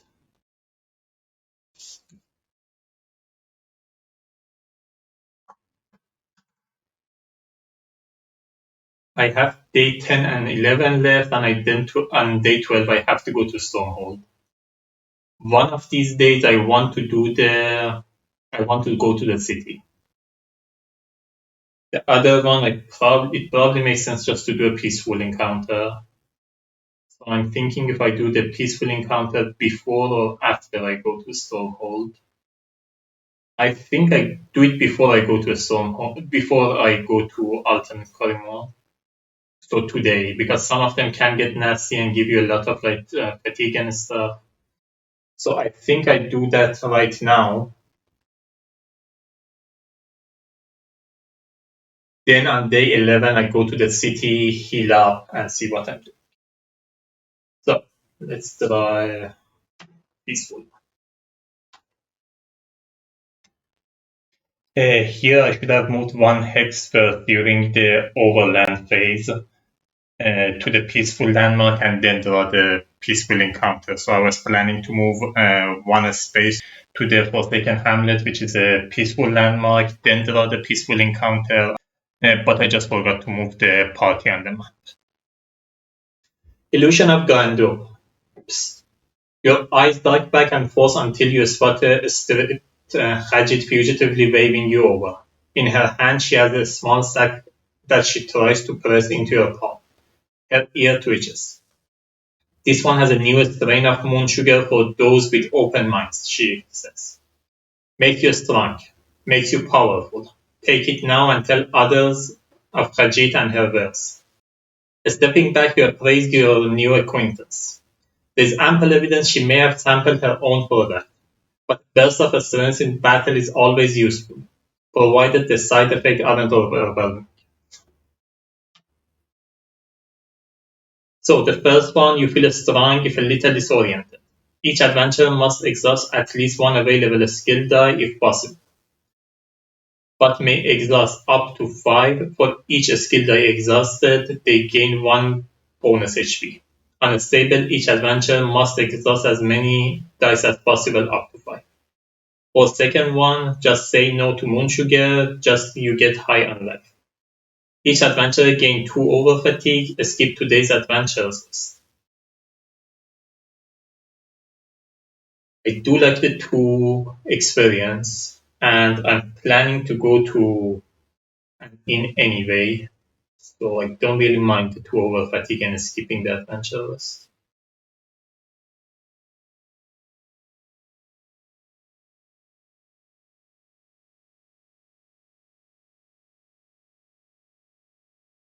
Yeah, why not? So I'm doing the second one.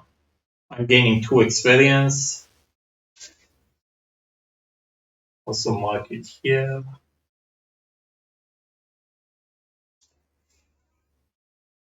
And gain 2 over.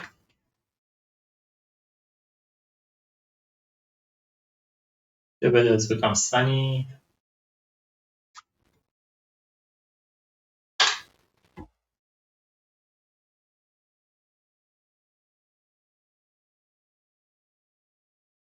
With 3 experience, I can gain the next 200 die.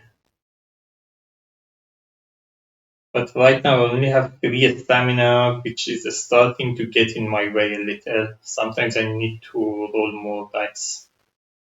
So I think I'm gonna do that. So for stamina I need 2 experience.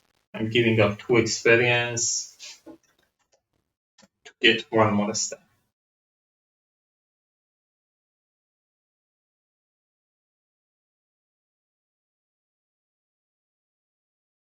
We are skipping today's adventure rest, so I'm not healing, I'm not removing any die. We go to day 11.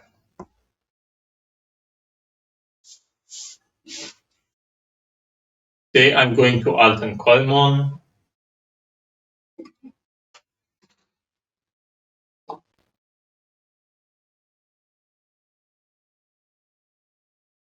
The port town on the interior waterways of Black Marsh, Alton Colmon is known for its distinctive landmark, a beach sailing vessel that serves a variety of social and business functions for the city's residents.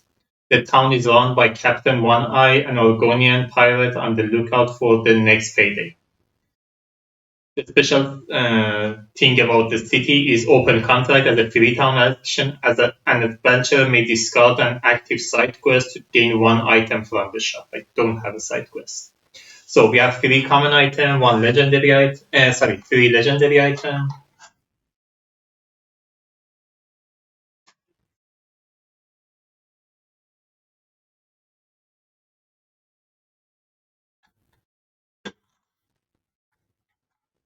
So we have Sip of Health, Potion of Protection, and Glyph of Transmutation.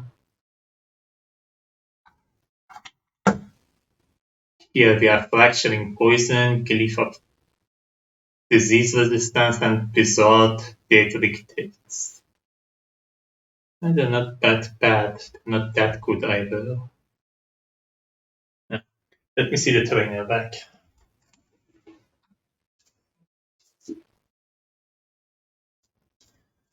So we have three available trainers, all magic. So we have the inn, the quest board, guild kiosk, the town square, discard an item, train any. Oh, that's good. Train any thief type skill from the trainer back and alchemy station. So one of my action is definitely going to be a heal, the in action. So I'm clearing up my cooldown track and healing to full.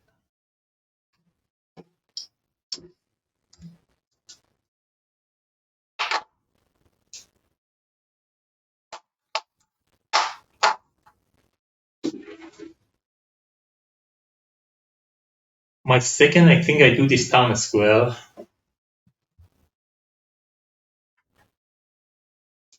Do want to get. Let me see the available thief skill ones.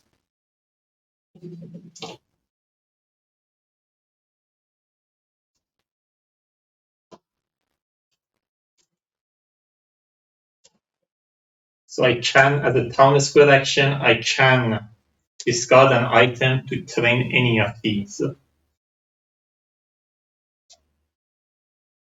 I think I discard this item.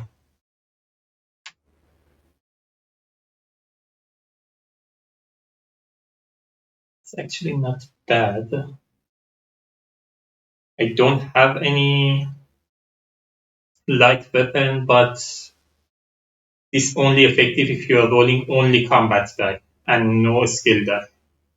So I can keep it, and some time that I'm just rolling combat, I use it there. Yeah, I think I discard this item. I haven't read it carefully, I just saw that it's like a light weapon, I put it away, I should have read it. Yeah, I'm discarding this item. And so this is speech, this is acrobatic. I think I train my speech. Would be helpful.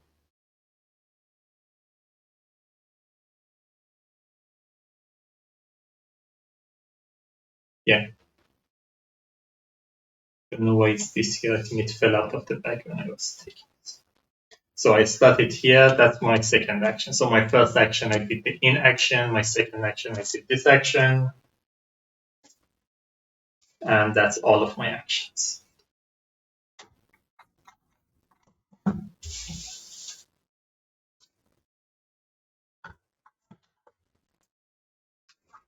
And I think I equip this as well.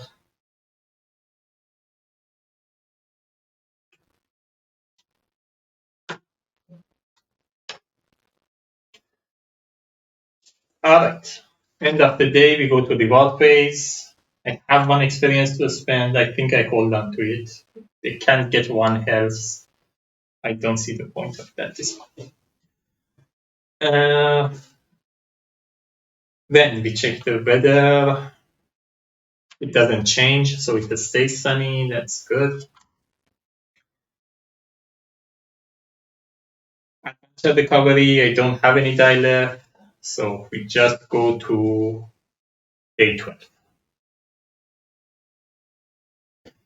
By the way, this didn't happen during this game, but if you get knocked up, if you lose all of your health and lose it, you don't lose the quest. You just lose that day. You don't get any reward, any experience for it. That's it. If you lose the last part of your quest, which is the day 12, then you do lose the campaign and you have to start over. Once per campaign, so in all 3 sessions, only once, you can ask for the guild assistant. When you ask for the guild assistant, you heal to full, clear up your cooldown track, set the round counter to any number you want, and keep playing from that one. You can use it either in session 1 or session 2, but you can't use it in the session 3. So if you get stuck, you can use it at any point. It doesn't have to be in the last part of the quest. But as I said, the other ones, if you lose it, you're just losing experience. If you lose the last part of the quest, you're losing the campaign. You have to start over. So most of the time, it makes sense to keep it for the last day and do it either at the end of session 1 or session 2. We are in day 12. I'm going to a stronghold. I'm moving 1, 2, 3. The weather is sunny. I don't have to gain any fatigue. All right. So let's look at our quest.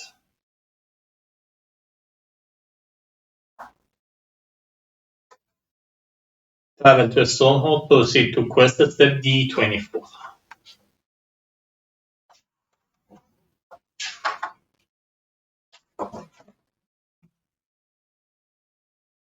Armed with your map fragment and newfound knowledge, you enter the cave below a stronghold with confidence in your direction and awareness of your enemy's presence. You even manage to sneak up and eavesdrop on a few of them as they argue over where to go next. This better be worth it. An Imperial growls as his companions, a diminutive orc, considers the branching pathway. What does she even want this crystal for anyway? I don't really understand it, the orc replies. It's something about the crystal's ability to hold corruption. She thinks they might be useful to, what did she say? Siphon off the worst effect of sundering the world from oblivion until, I can't remember. I just do what I'm told. The two finally pick a route and wander off. Suddenly finding this codex seems a little more significant than just picking up a decent bounty. Quest objective. Initiate the following delve using end of the session difficulty enemy pool. If you are playing on apprentice difficulty, each adventurer may heal for 1 HP after each time a sky shot is gone. Gain number of player plus 1 sky shot. If you are in session 2, you must gain 1 additional sky shot. So we are not in session 2, we have to gain 2 sky shot. We also check end of session enemy pool. So here you can see for session 1 for adept, the enemy pool is 16, so we ignore whatever is on dial. So on the dial is 24. We ignore that. The enemy pool is going to be 60. So again, we have a delve, shuffle these.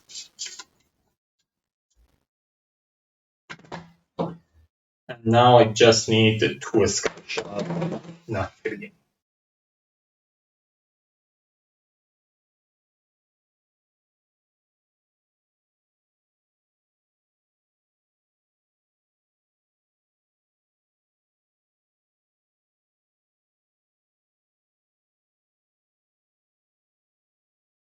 Okay. So we have our delve card, we have the tile. As I say, I haven't shuffled these. Usually when I'm playing, I just roll a die as I go. So from now on, I'm just going to play that. Alright, I'm starting here. Draw the first card. It's the Armory. When revealed, either discard this card and draw a new one, or you are dealt 2 true damage. It's kind of nasty as the first one.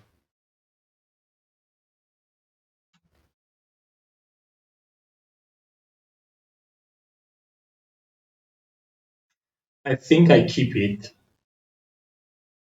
2 true, 2 true damage is kind of nasty, but I only need 2 strike out. I don't know how the rest of the cards will come off. So I will just keep this, which means I'm dealt 2 true damage. Up, we have these 3 tiles. I'm rolling a d6. It's going to be 1, 2, 3, 4, 5, 6. 6, so the last one.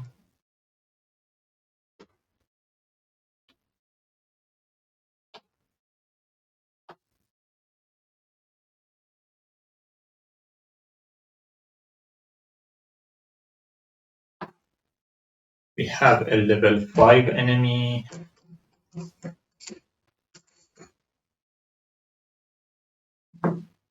Which is the Lurcher, and the level 1 enemy. Which is the Bug Dog.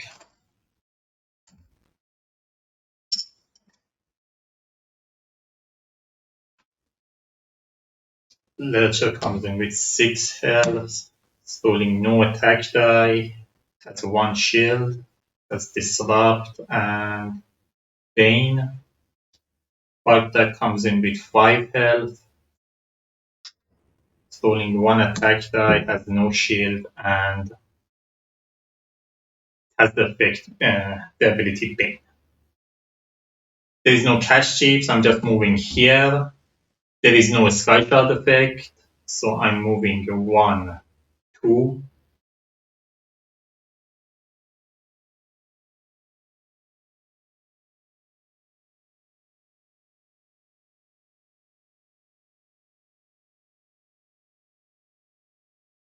I'm attacking the. It's easier to defeat the Bug Dog. Then I can just move away. The problem is this one has 3 shield, 3 range. So no matter how much I move, it's still going to get me. But the Bug Dog, if I move enough, it can't get me. So I think I'm gonna attack this one. I'm rolling these 3. I can roll 1 more. I'm not going to. By the way, I should have changed to heavy weapon at the beginning of my.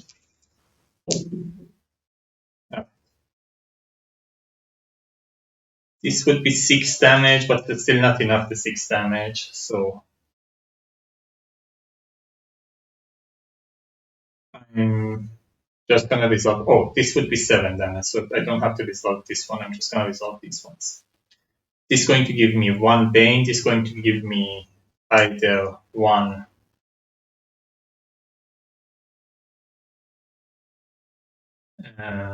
over fatigue or 2 light fatigue. I'm gaining 1. So the Lurcher is defeated. And because of my class ability, I can move 5. I'm here. I can explore more, so I will move further. You have water holes. When revealed, each adventurer may choose to exhaust any number of available combat skill die. Let each adventurer gain 1 light fatigue for each available combat skill die in their attribute rules. Then we have Floodgate, 4, 5, 2, and 2 attempt. If unsuccessful, enemies on this. If successful, enemies on this tile is dealt 5 true damage. Okay. So if I'm unsuccessful, nothing will happen. If I am successful, the enemies are dealt 5 true damage. So we have again 1, 2, 3, 4, 5, 6. 2. First one.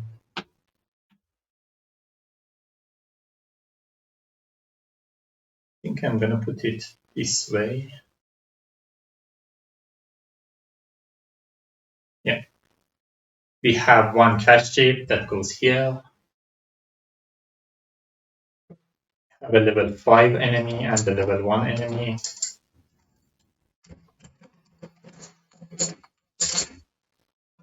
By the way, again, if this was going over the 16, that is our enemy pool, we draw up to 16 and not more.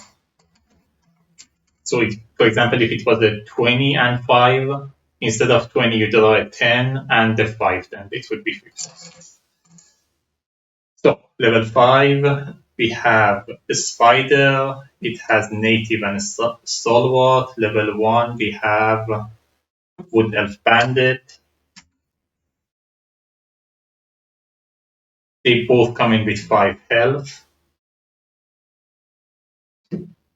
Wood elf bandit has 1 range rolling, 1 attack die, it has no defense, and it has dodge. Dodge for every die that doesn't do any damage. The damage is reduced by 1. So the die doesn't do damage could be because you roll a die that doesn't do damage, for example, it's a defense die or whatever, or it could be that you roll a die and you just landed on tenacity or something. This one has native and a stalwart. Native in Black Marsh would mean you have to exhaust the die depending on the weather. If it's sunny, 1 die. If it's raining, 2 die. If it's flooding, 3 die. And a stalwart, it can only lose 1 health per turn. Even the true damage is going to be upped.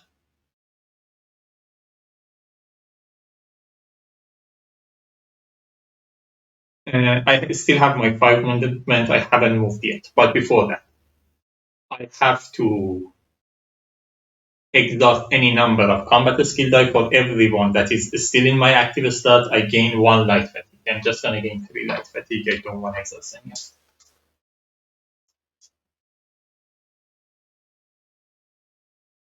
Then I'm stepping here. We have 4, 5, and 2, and I have 2 attempts. The 2, I can make this a 4, I can make this a 5, I will. That's 2. This one is dealt 5 to damage, it's defeated. The spider is dealt 5 to damage, but because of a stalwart, it can get only 1 damage. I still have 4 more movement.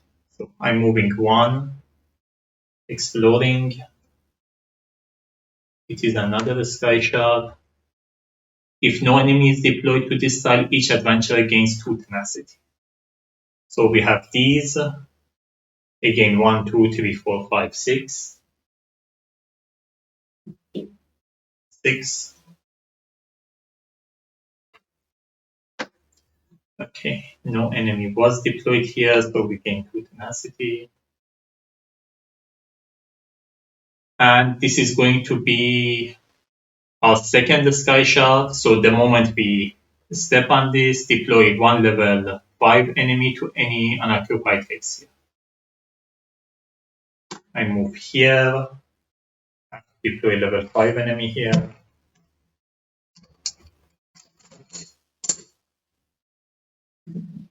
It's the bear, it comes in with 5 health, 6 health. Going 3 attack die.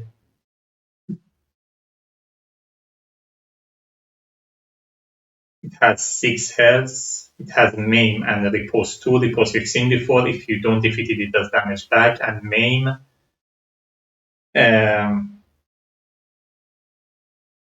You get the maim status die. And the damage you get from your combat die is reduced to half 1.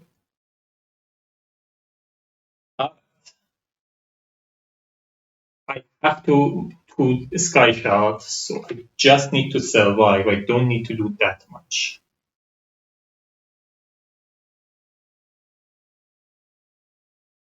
I think here's what I'm doing. I'm doing a quick recovery.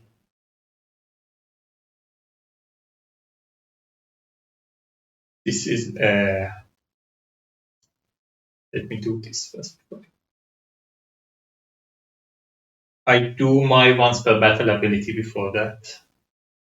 So I haven't done quick recovery. I remove up to 3 fatigue or status die and heal for one for each. I can only heal 2, so the other one I gain as bonus HP.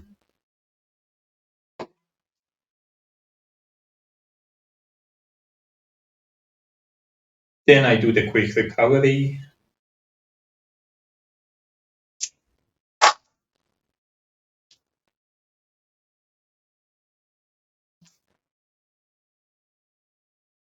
Now I gain 1 light fatigue to engage again. I'm engaging with the bear. I'm rolling this and these two. I don't think I need to roll this. I'm just gonna roll this. Yeah. That's 8 damage by itself. So 1, 2, 3, 4. That's more than enough to defeat it. I roll these 3 in case that this land on tenacity. I will have enough here, but I don't need them. So this is defeated.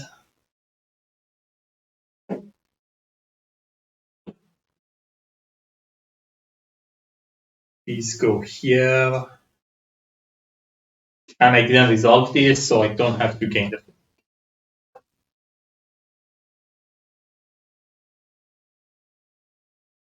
After defeating this, I can move up to 5. Let me see if it makes sense. 1, 2, 3, 4, 5. The spider can still come and attack me, and then the bug deck will attack me. I can move to up to 5 and then 1 more. I think I do that. Although I'm pretty safe where I am. So yeah, let me just engage again. So I'm engaging again, switching to defense. I only need this one because this is not going to be adjacent to me. And this one can't get to me. I'm just rolling this one. I'm just going to roll these two, all of these.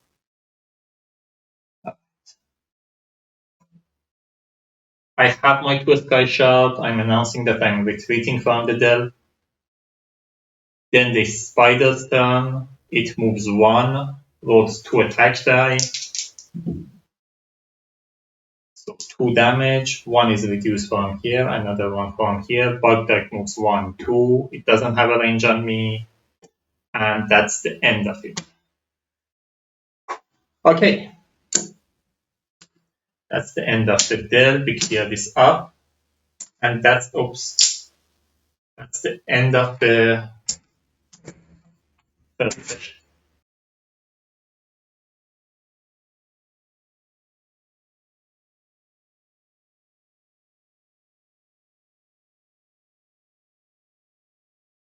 So one thing that didn't happen, I'm just gonna explain it now. We never get to the fatigue round. After the 5 round, you get to the fatigue round. In fatigue round, at the beginning of each round, you gain 1 over fatigue. Then you are dealt 2 damage equal to the number of over fatigue in your cooldown. So let's say this round I gain 1 over fatigue and dealt 1 damage. Next round again, I gain 1. Next round, let's say I take my cooldown, everything. Again, I gain another over fatigue.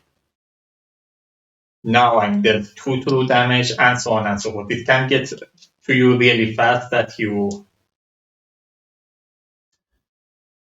lose the game really fast if it gets to over fatigue. You always want to try to avoid getting that. That's why I kept this cliff of stamina, because it would have helped me mitigate that if it ever came to this. Alright, that's the end of the first session. End of the session, you clear out your cooldown track. Again, that is only end of the session, not end of any other. So you clear out your cooldown track, and you heal to full. Actually, you know what? I'm jumping ahead.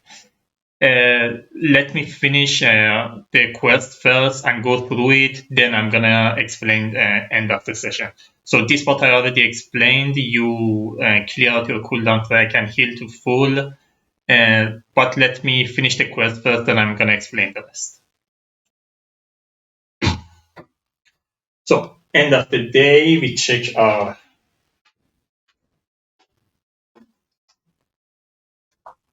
campaign. We gain 4 experience, which I'm going to mark here. So with Felipe to the other side, it goes to 20.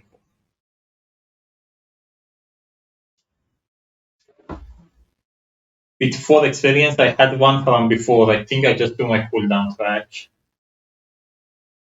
Too much cooldown track that I was planning to, but I think it makes sense because getting 5 experience is not easy. Then I will be struggling to do this. Next time, I just save up my experience to do this die or some of these dice. But that's my experience and my reward list. Then we go to E25. So E25, it was a tough assignment, but you managed to find the tomb before your arrivals and make it out of the caverns alive. Returning to Lil Mars, you turn over the text to Famia Mercus, an imperial woman and the co-founder of Cyrodiilic Collections. Her face changes from excited to grim as she carefully pages through the first few chapters. This is undoubtedly an important Argonian artifact, and you have our thanks, she says. Given what you saw on your journey and the information contained within, however, it may be unwise for us to display this volume publicly at this time. Still, we can't thank you enough for your service to our group and to the Argonian people. And even if this volume doesn't find a place in our public collection, it will serve as an invaluable resource for researchers of Argonian antiquity. So in session 1, choose one of the following options. If your reputation for keeping dangerous items out of the wrong hands lands you another job, select the Black Marsh Fighters Guild quest for session 2. If this mission leaves you itching to hunt down even bigger treasures, select the Cyrodiilic Undaunted quest for session 2. If your aptitude at making connection to get what you want has earned you a secret admirer, select Valenwood Eyes of the Queen quest for session 2. Requires Valenwood expansion. I do own the Valenwood expansion, but I don't think I will do this in case you want to follow it and you don't have the Valenwood. So I'm either going with this one or this one. I think I go with the second one. That way I can also show other region. So that's what I'm going to do next. So next session we are going to do Undaunted in Cyrodiil. We write that down. So we write everything down in our journal. We ended it with 24 XP. Next time you start your second session, you know where to start with. Our session 2 quest is going to be in Cyrodiil.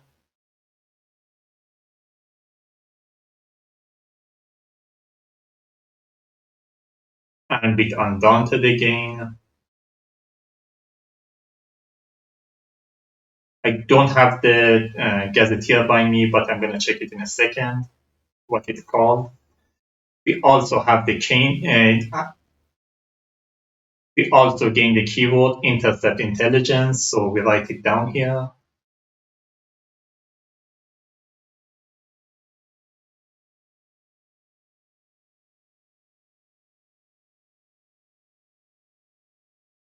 As I said, it will have some effect on the endgame.